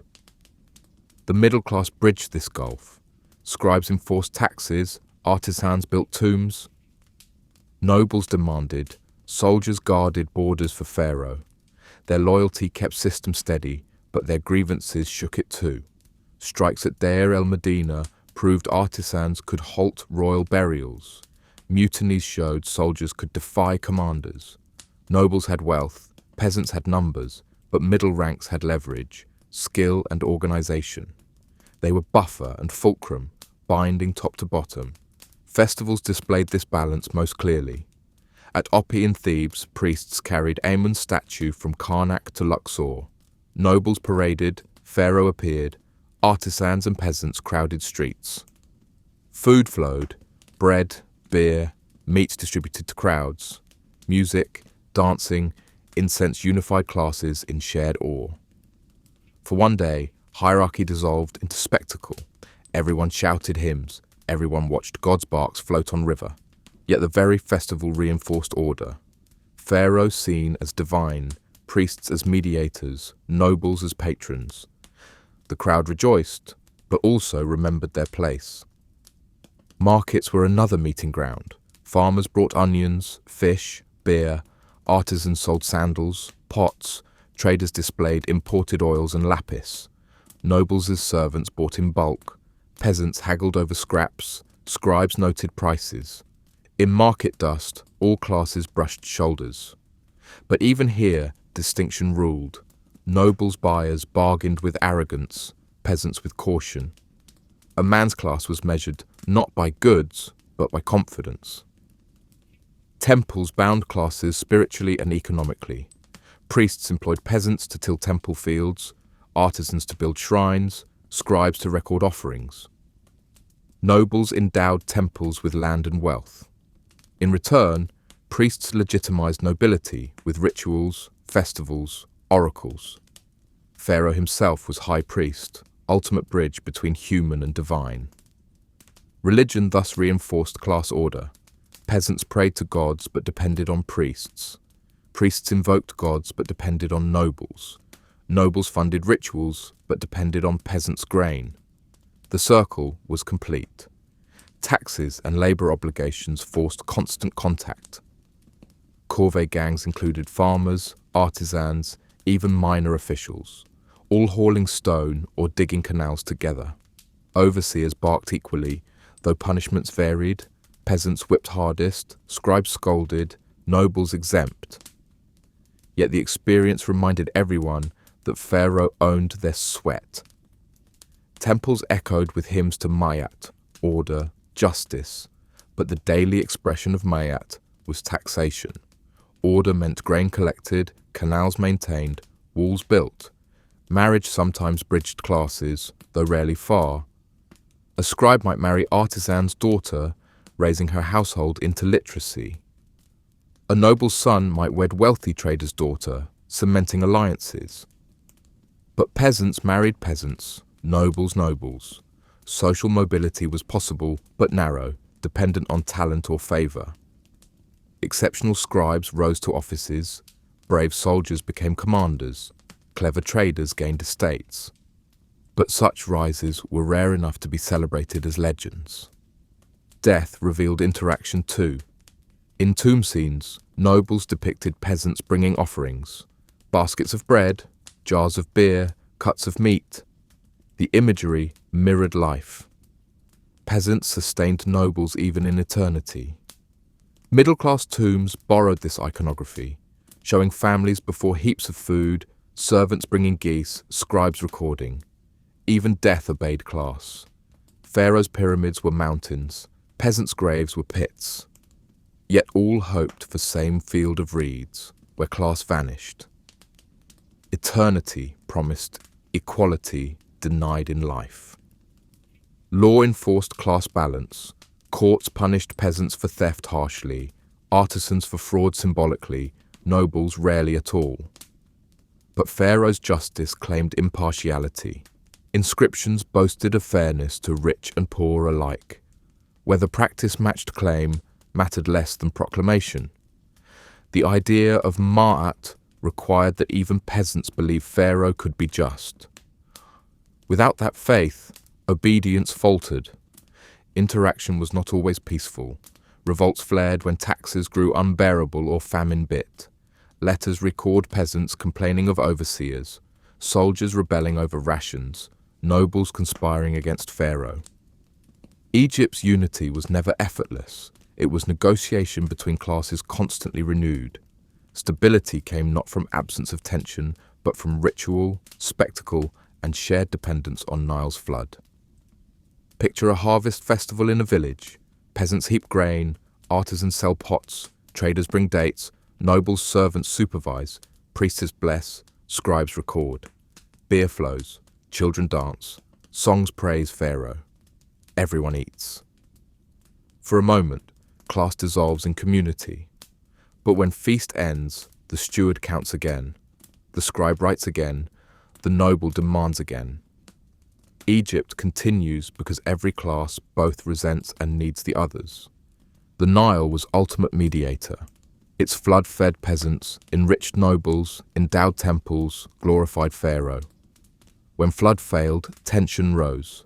When it succeeded, classes reconciled.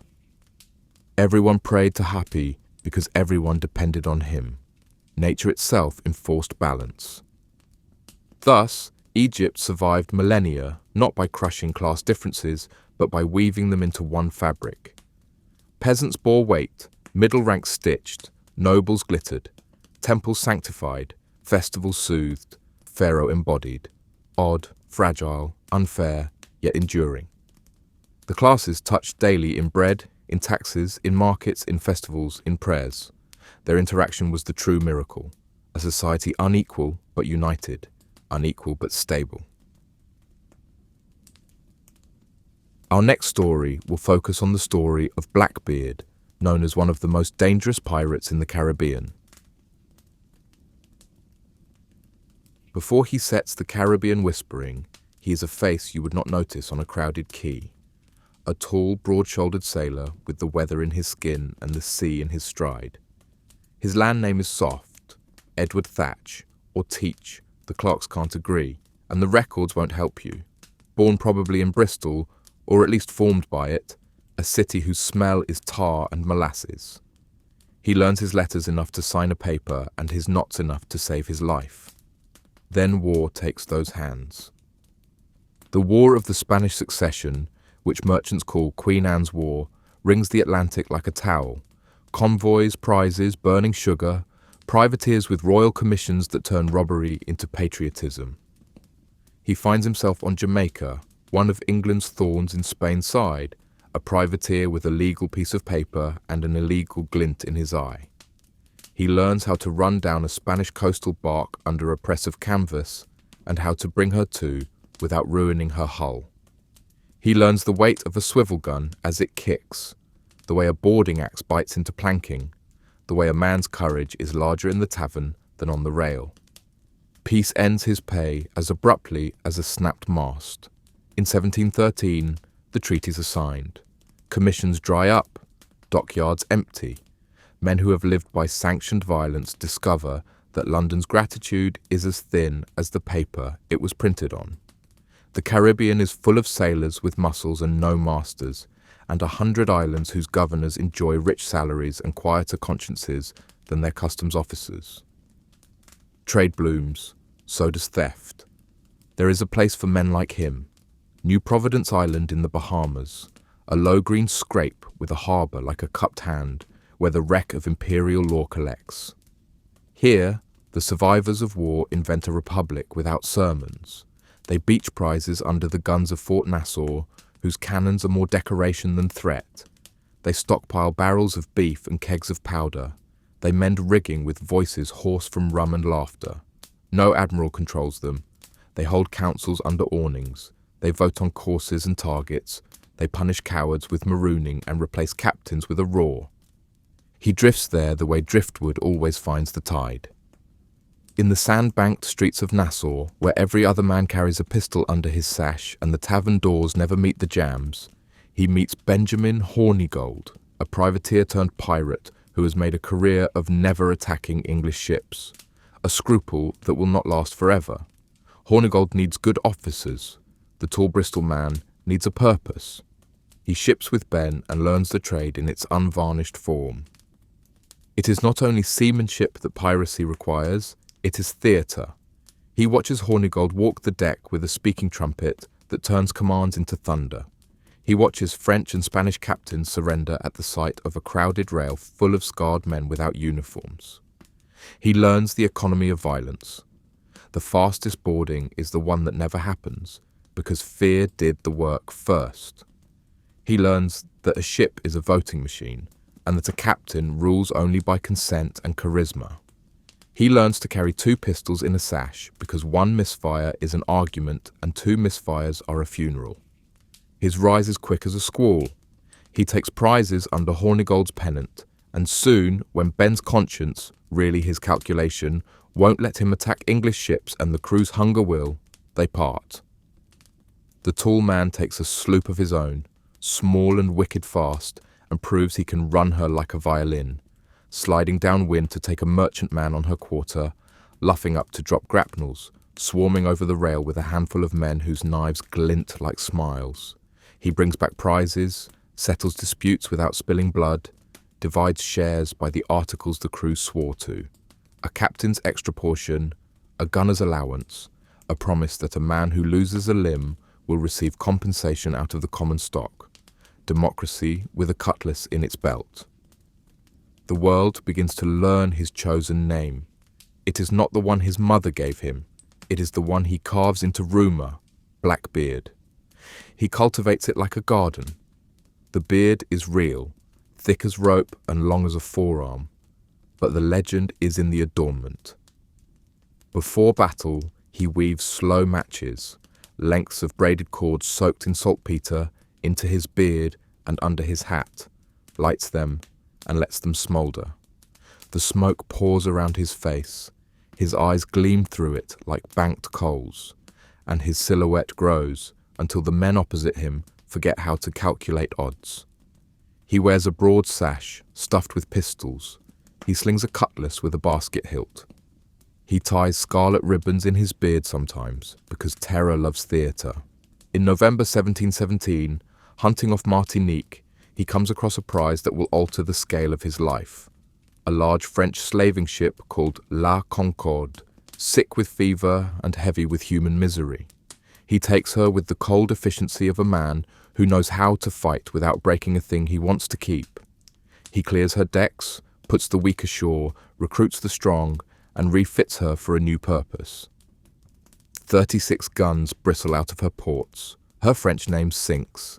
She rises again as Queen Anne's Revenge, a joke that only he fully appreciates. Queen Anne, that dead sovereign whose war created him, now weaponized as a curse. With a big ship under him and fast sloops as tenders, he is no longer a nuisance. He is a fleet. His flag, sailors will later swear, shows a skeleton toasting the devil while stabbing a bleeding heart. Historians will argue because pirates borrowed flags the way they borrowed ships and reputations, but sailors insist. It fits.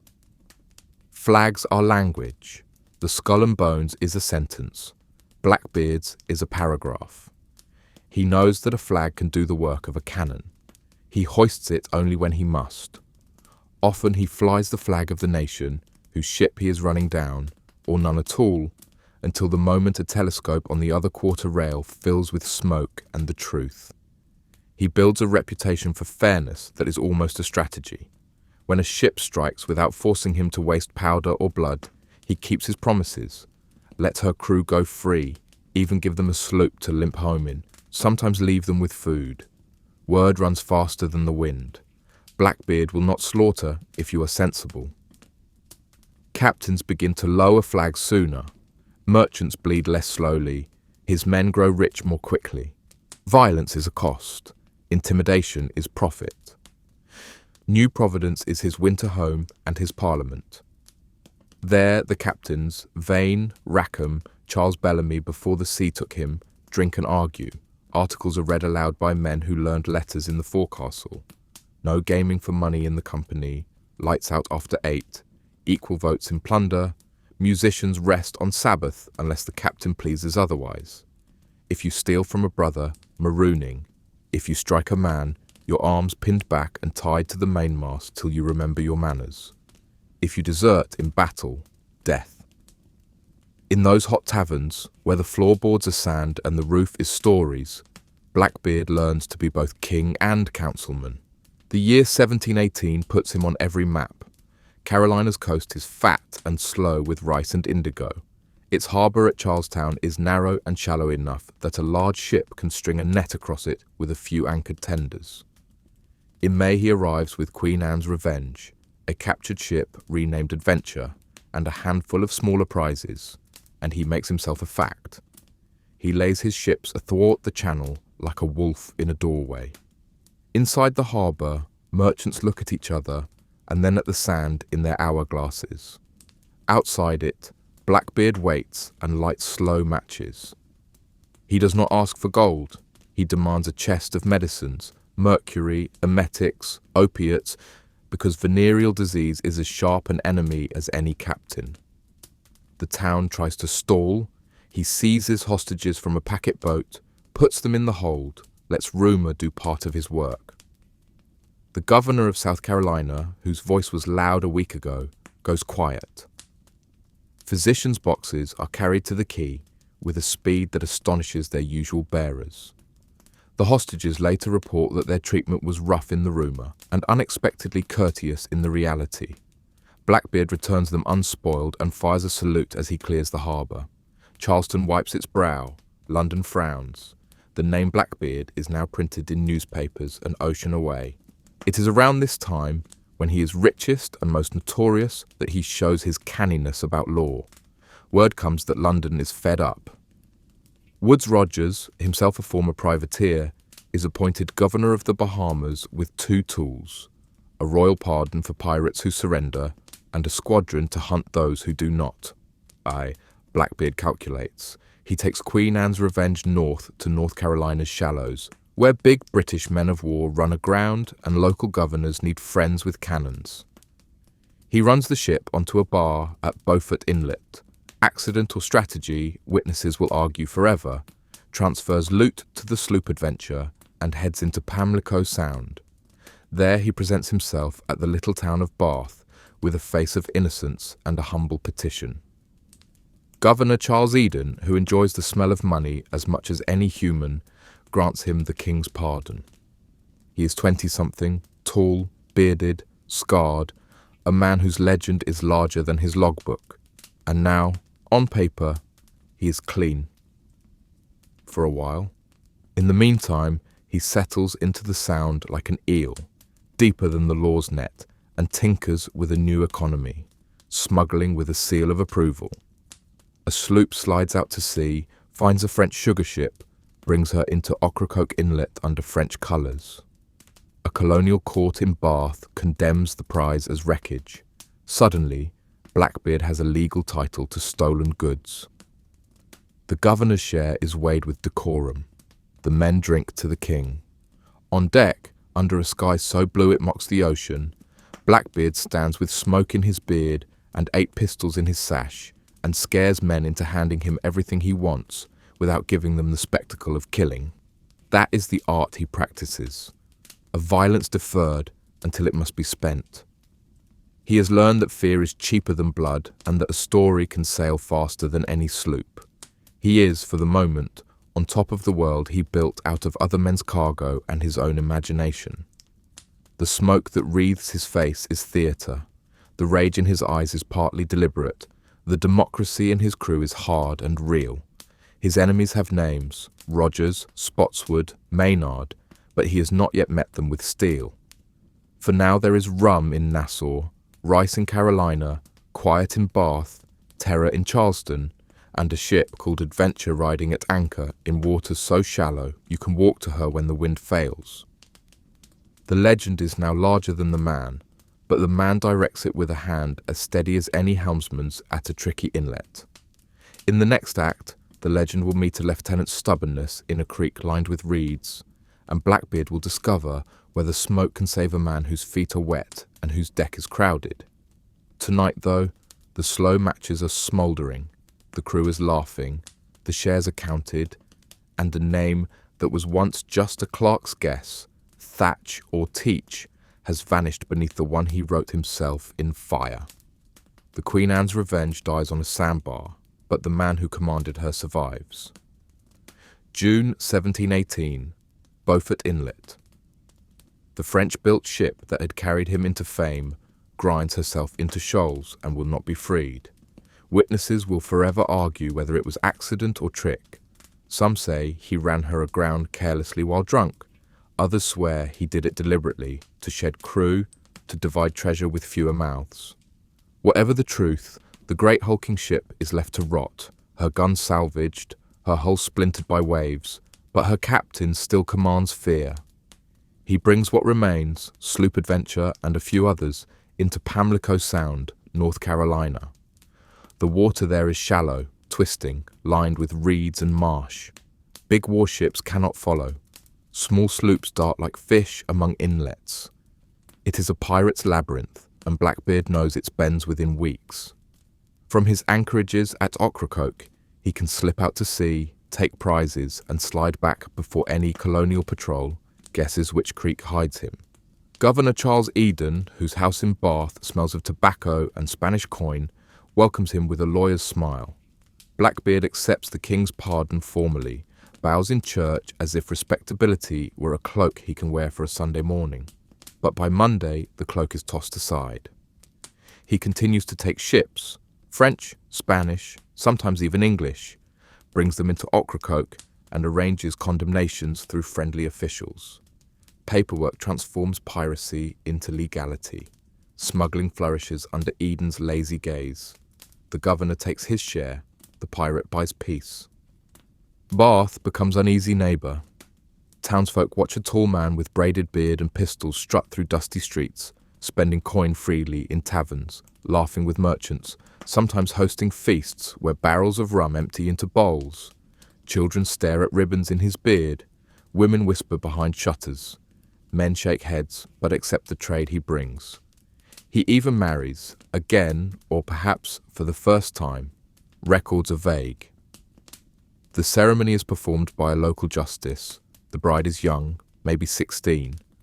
Legend whispers she is his 14th wife, though truth likely counts fewer. He keeps her a while, then loses her in the shuffle of rum and prizes. Domesticity is not his port. For a few months life drifts like tide. He slips out, takes a ship or two, slips back. His men grow restless but loyal. His reputation grows monstrous but oddly admired. Newspapers in London and Boston print his name as shorthand for terror. Broadsides exaggerate. He murders every prisoner. He drinks blood. He makes captives dance before slaughter. Sailors whisper, he's invincible. Bullets bounce off his beard. He has pacts with devil. The myth grows until fear sails ahead of him like a scout. But not everyone tolerates myth.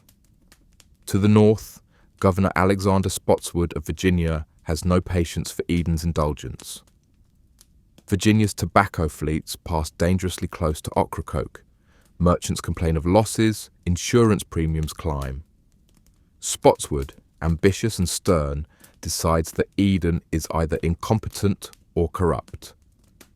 Either way, he resolves to act. He sends word to the Royal Navy's captain stationed at Hampton Roads, sees Blackbeard, pardon or no pardon, jurisdiction be damned. Meanwhile, Blackbeard lives like a man who knows time is running. His crew has thinned since Queen Anne's revenge broke. Men disperse to other captains, some tired of piracy, some unwilling to trust shallow water games. He keeps around 20 or 30 hardened souls, enough to man a sloop, enough to fight, but not the 100 he once commanded. He compensates with theatre, more smoke in beard, more pistols in sash, louder laughter at tavern tables. Reputation must do what numbers cannot. The shallow anchorages of Ocracoke suit this twilight phase. His men haul casks of rum ashore, build bonfires, dance through nights. Sometimes other pirates join, Charles Vane slipping south, Calico Jack Rackham drifting in, even Anne Bonny in stories sailors later embroidered.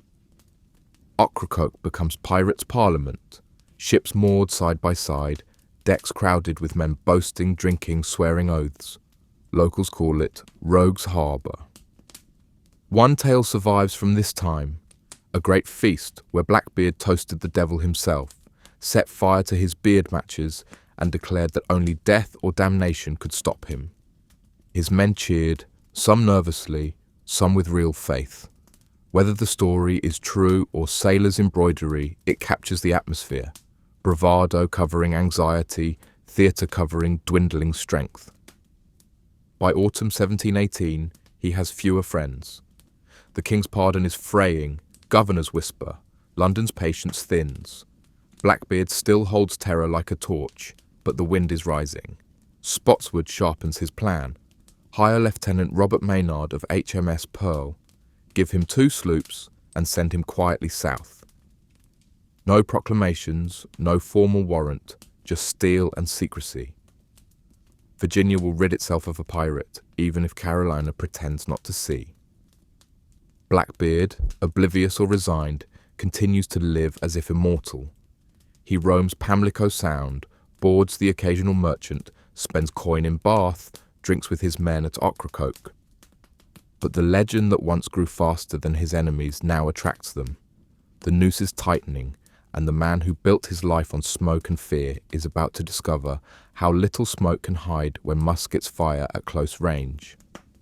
For now, though, he is still king of the shallows, a tall figure with smouldering beard standing on the quarterdeck of adventure, pistols heavy at his waist, voice booming over creeks where herons lift startled at cannon fire. The tide is high, the legend higher, but both are beginning to ebb. November 1718. The tide in the creeks runs sluggish, the air thick with salt and wood smoke, and Blackbeard laughs too loudly in Ocracoke Harbour. He does not know that men are already on their way to kill him, carrying orders scribbled in Virginia and silence sharper than steel. Governor Alexander Spotswood's patience has run out. His counsel warns him he has no jurisdiction in North Carolina, that Governor Eden will cry foul, that London will frown at overreach. Although Spotswood does not care. He sees his colony's tobacco threatened, its merchants cowed, its insurance bleeding silver. He knows Blackbeard hides in Ocracoke, smug under Eden's pardon, and he is willing to gamble his reputation to end it. So he commissions Lieutenant Robert Maynard of HMS Pearl, not a famous officer, not even seasoned, but steady, ambitious, and willing.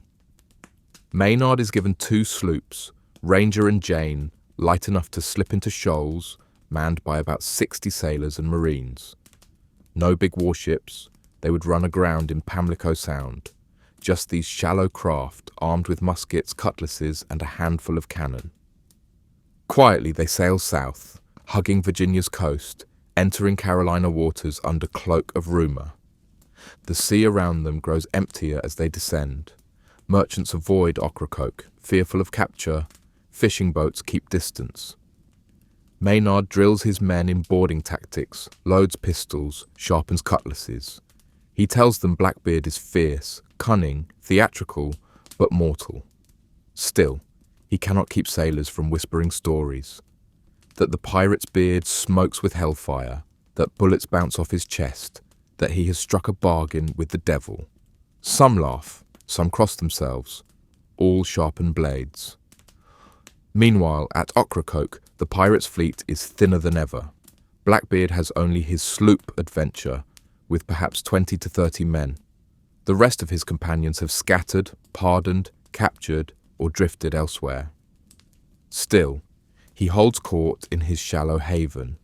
Local smugglers come and go, rum flows ashore, bonfires flare on sandbars.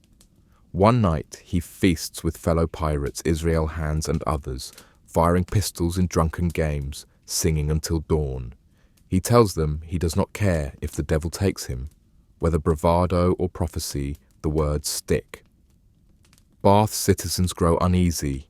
They hear gunfire at night, see smoke from the inlets, and mutter that Eden has unleashed a monster he cannot leash again. But Eden stays silent, perhaps complicit, perhaps simply lazy. Blackbeard struts through Bath occasionally, but mostly he lingers in Ocracoke, where no governor's eye reaches. There he waits, perhaps for another rich prize, perhaps simply because he cannot imagine ending. The hunters approach. On November 21st, Maynard's sloops slip into the Sound. They anchor quietly, sailors tense, officers whispering. Scouts report the pirate anchored nearby, unaware.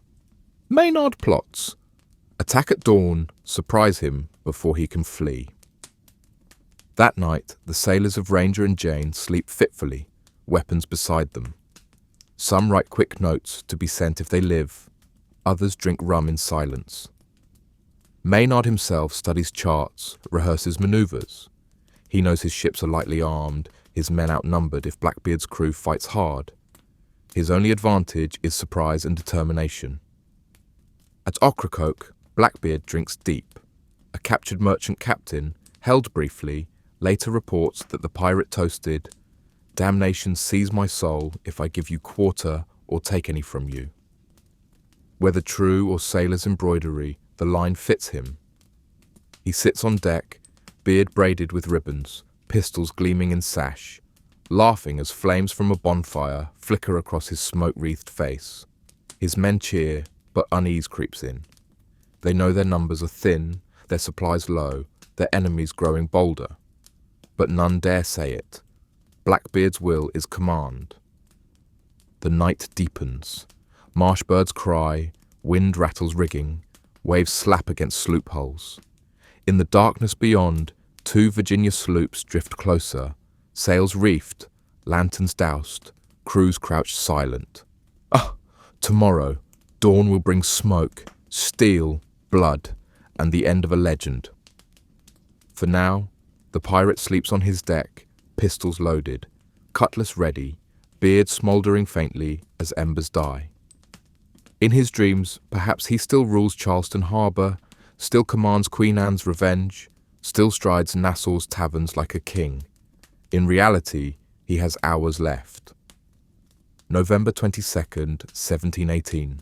Dawn streaks pale over Pamlico Sound, and the tide creeps in as if the sea itself is holding its breath. Lieutenant Robert Maynard rises early aboard his sloop Jane. His sailors whisper prayers, run hands over musket barrels, tuck cutlasses under belts. Muskets are stacked, pistols primed, powder dry. The plan is simple. Find Blackbeard at anchor and finish what rumour has made monstrous. In the shallow anchorage of Ocracoke, Blackbeard's sloop Adventure rocks lazily. He has perhaps 20 men with him. Some are still asleep on deck, pistols beside them. Blackbeard himself wakes later, heavy with rum, yet alert when needed. He stretches, strokes his beard, ties in smouldering matches that will, once lit, halo his face in smoke. His pistols, 6, maybe 8, are thrust into his sash. He grins at his crew, reminding them that a reputation is armour. By mid-morning, Maynard's sloops appear, sails taut. A lookout shouts. Blackbeard frowns but does not flinch. He orders anchor raised, cannon primed. The water between them narrows. Then, with sudden roar, Adventure fires first. Broadside. Iron crashes through Ranger, tearing her deck, splintering timbers, killing half a dozen men outright. Maynard sees carnage but presses on. His ships are lightly armed, his hope lies in boarding, not gunnery. Blackbeard seizes advantage. He steers Adventure straight at Jane, intent on ramming, boarding, ending this with one savage push. Grappling hooks fly, men shout, pistols fire. Maynard orders his crew below decks, leaving only himself and helmsman visible. To Blackbeard, it looks like panic. He laughs, smoke pouring from beard, and calls to his men, "They're finished! Board and take them!" The pirate crew swarms, leaping onto Jane's deck. Then Maynard shouts the signal. From the hatches below, 30 armed sailors burst forth, muskets cracking in volley.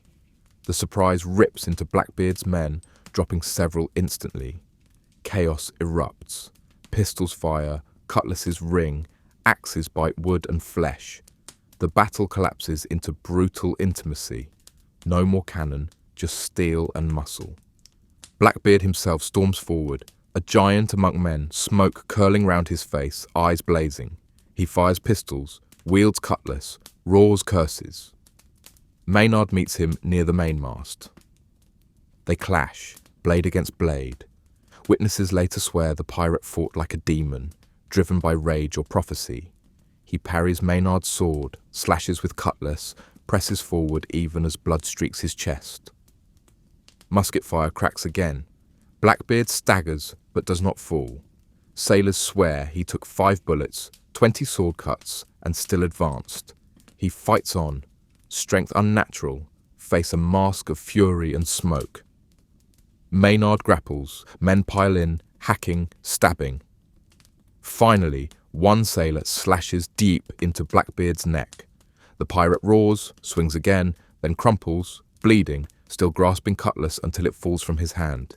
He dies standing, then sinking, then gone. His body collapses on deck, beard still smouldering faintly. The fight continues a few minutes more, but without him, the crew breaks. Some surrender, some leap into water, some are cut down. The battle is over.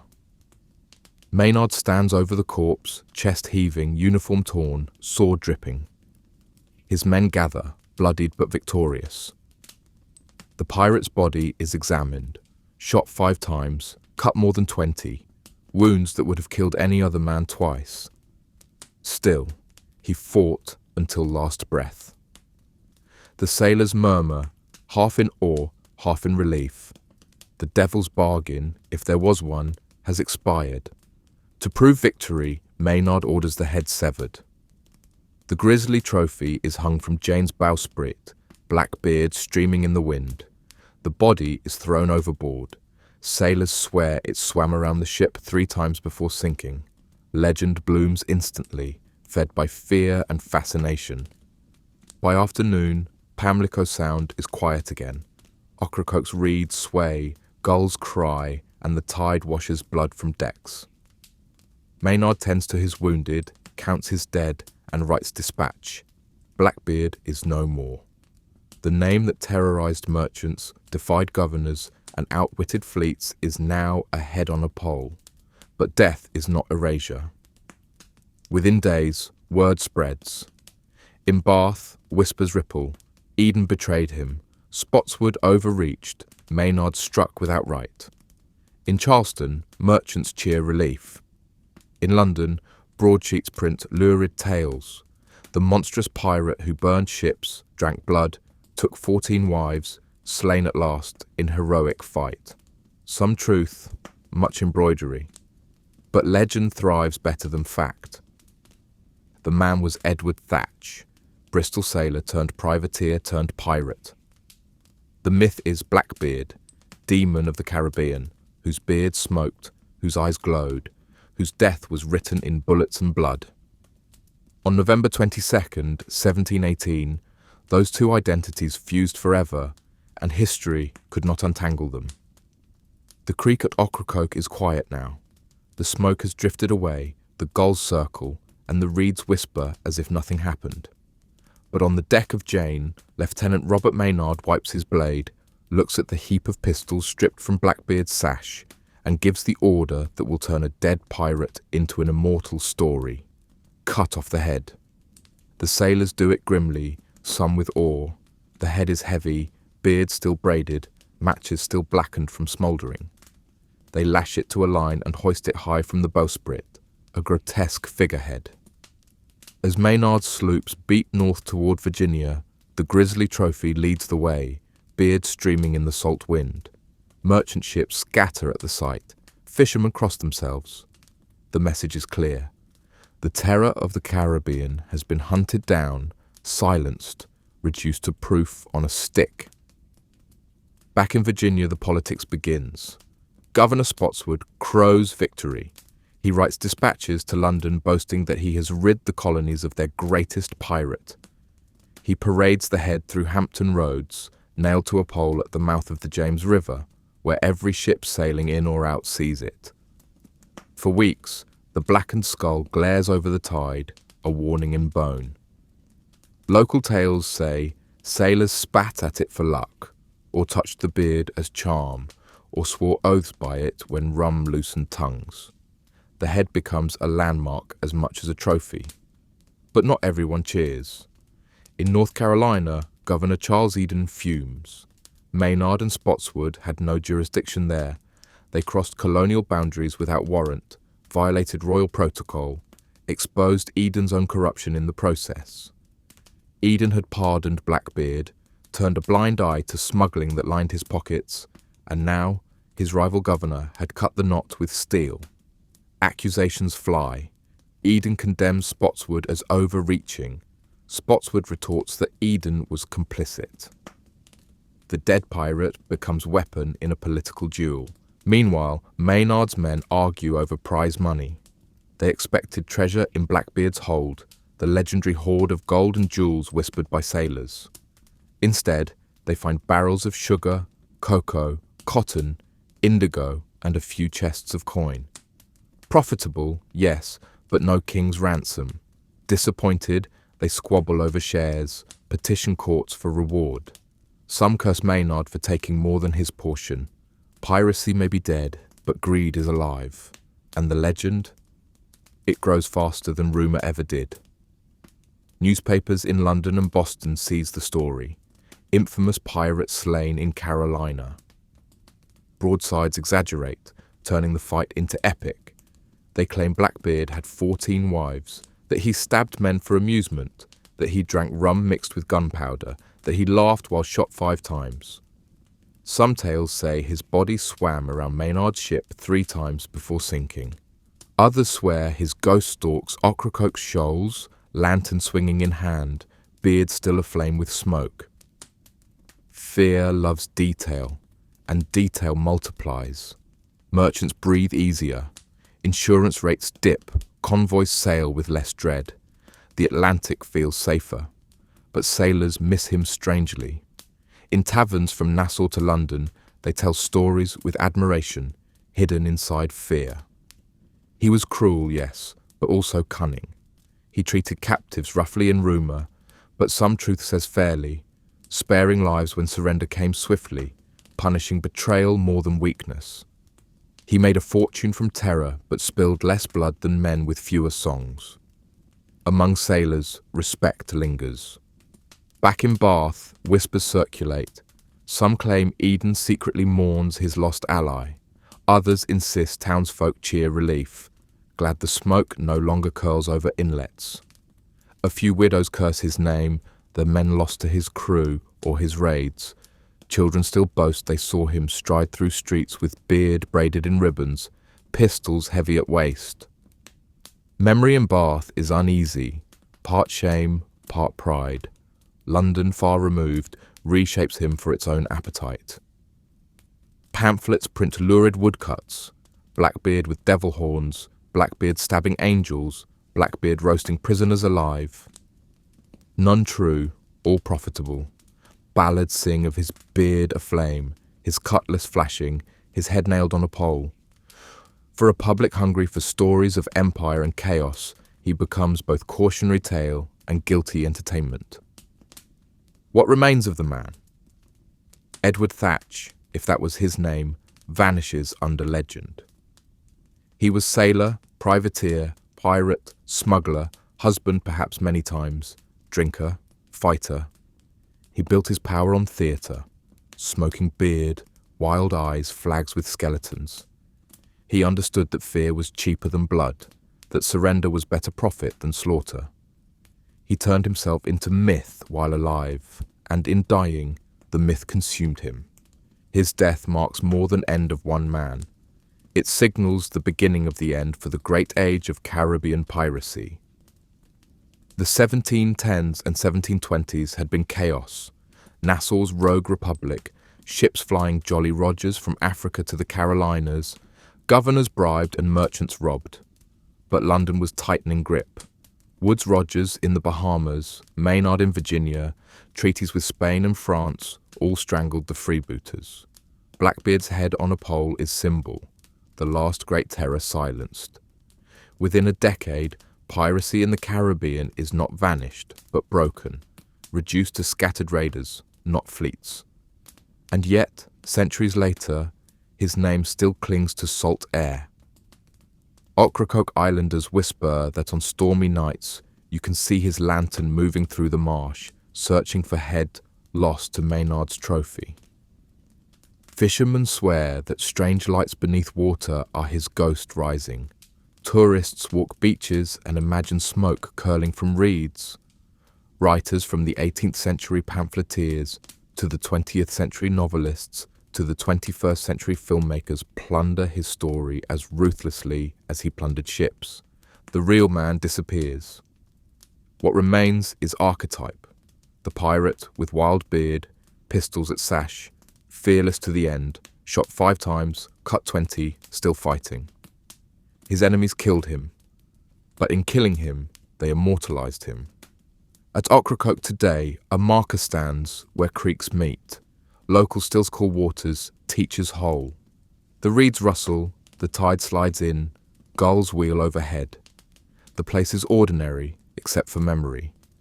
And memory, once seeded with smoke and blood, grows into legend that no sabre can cut.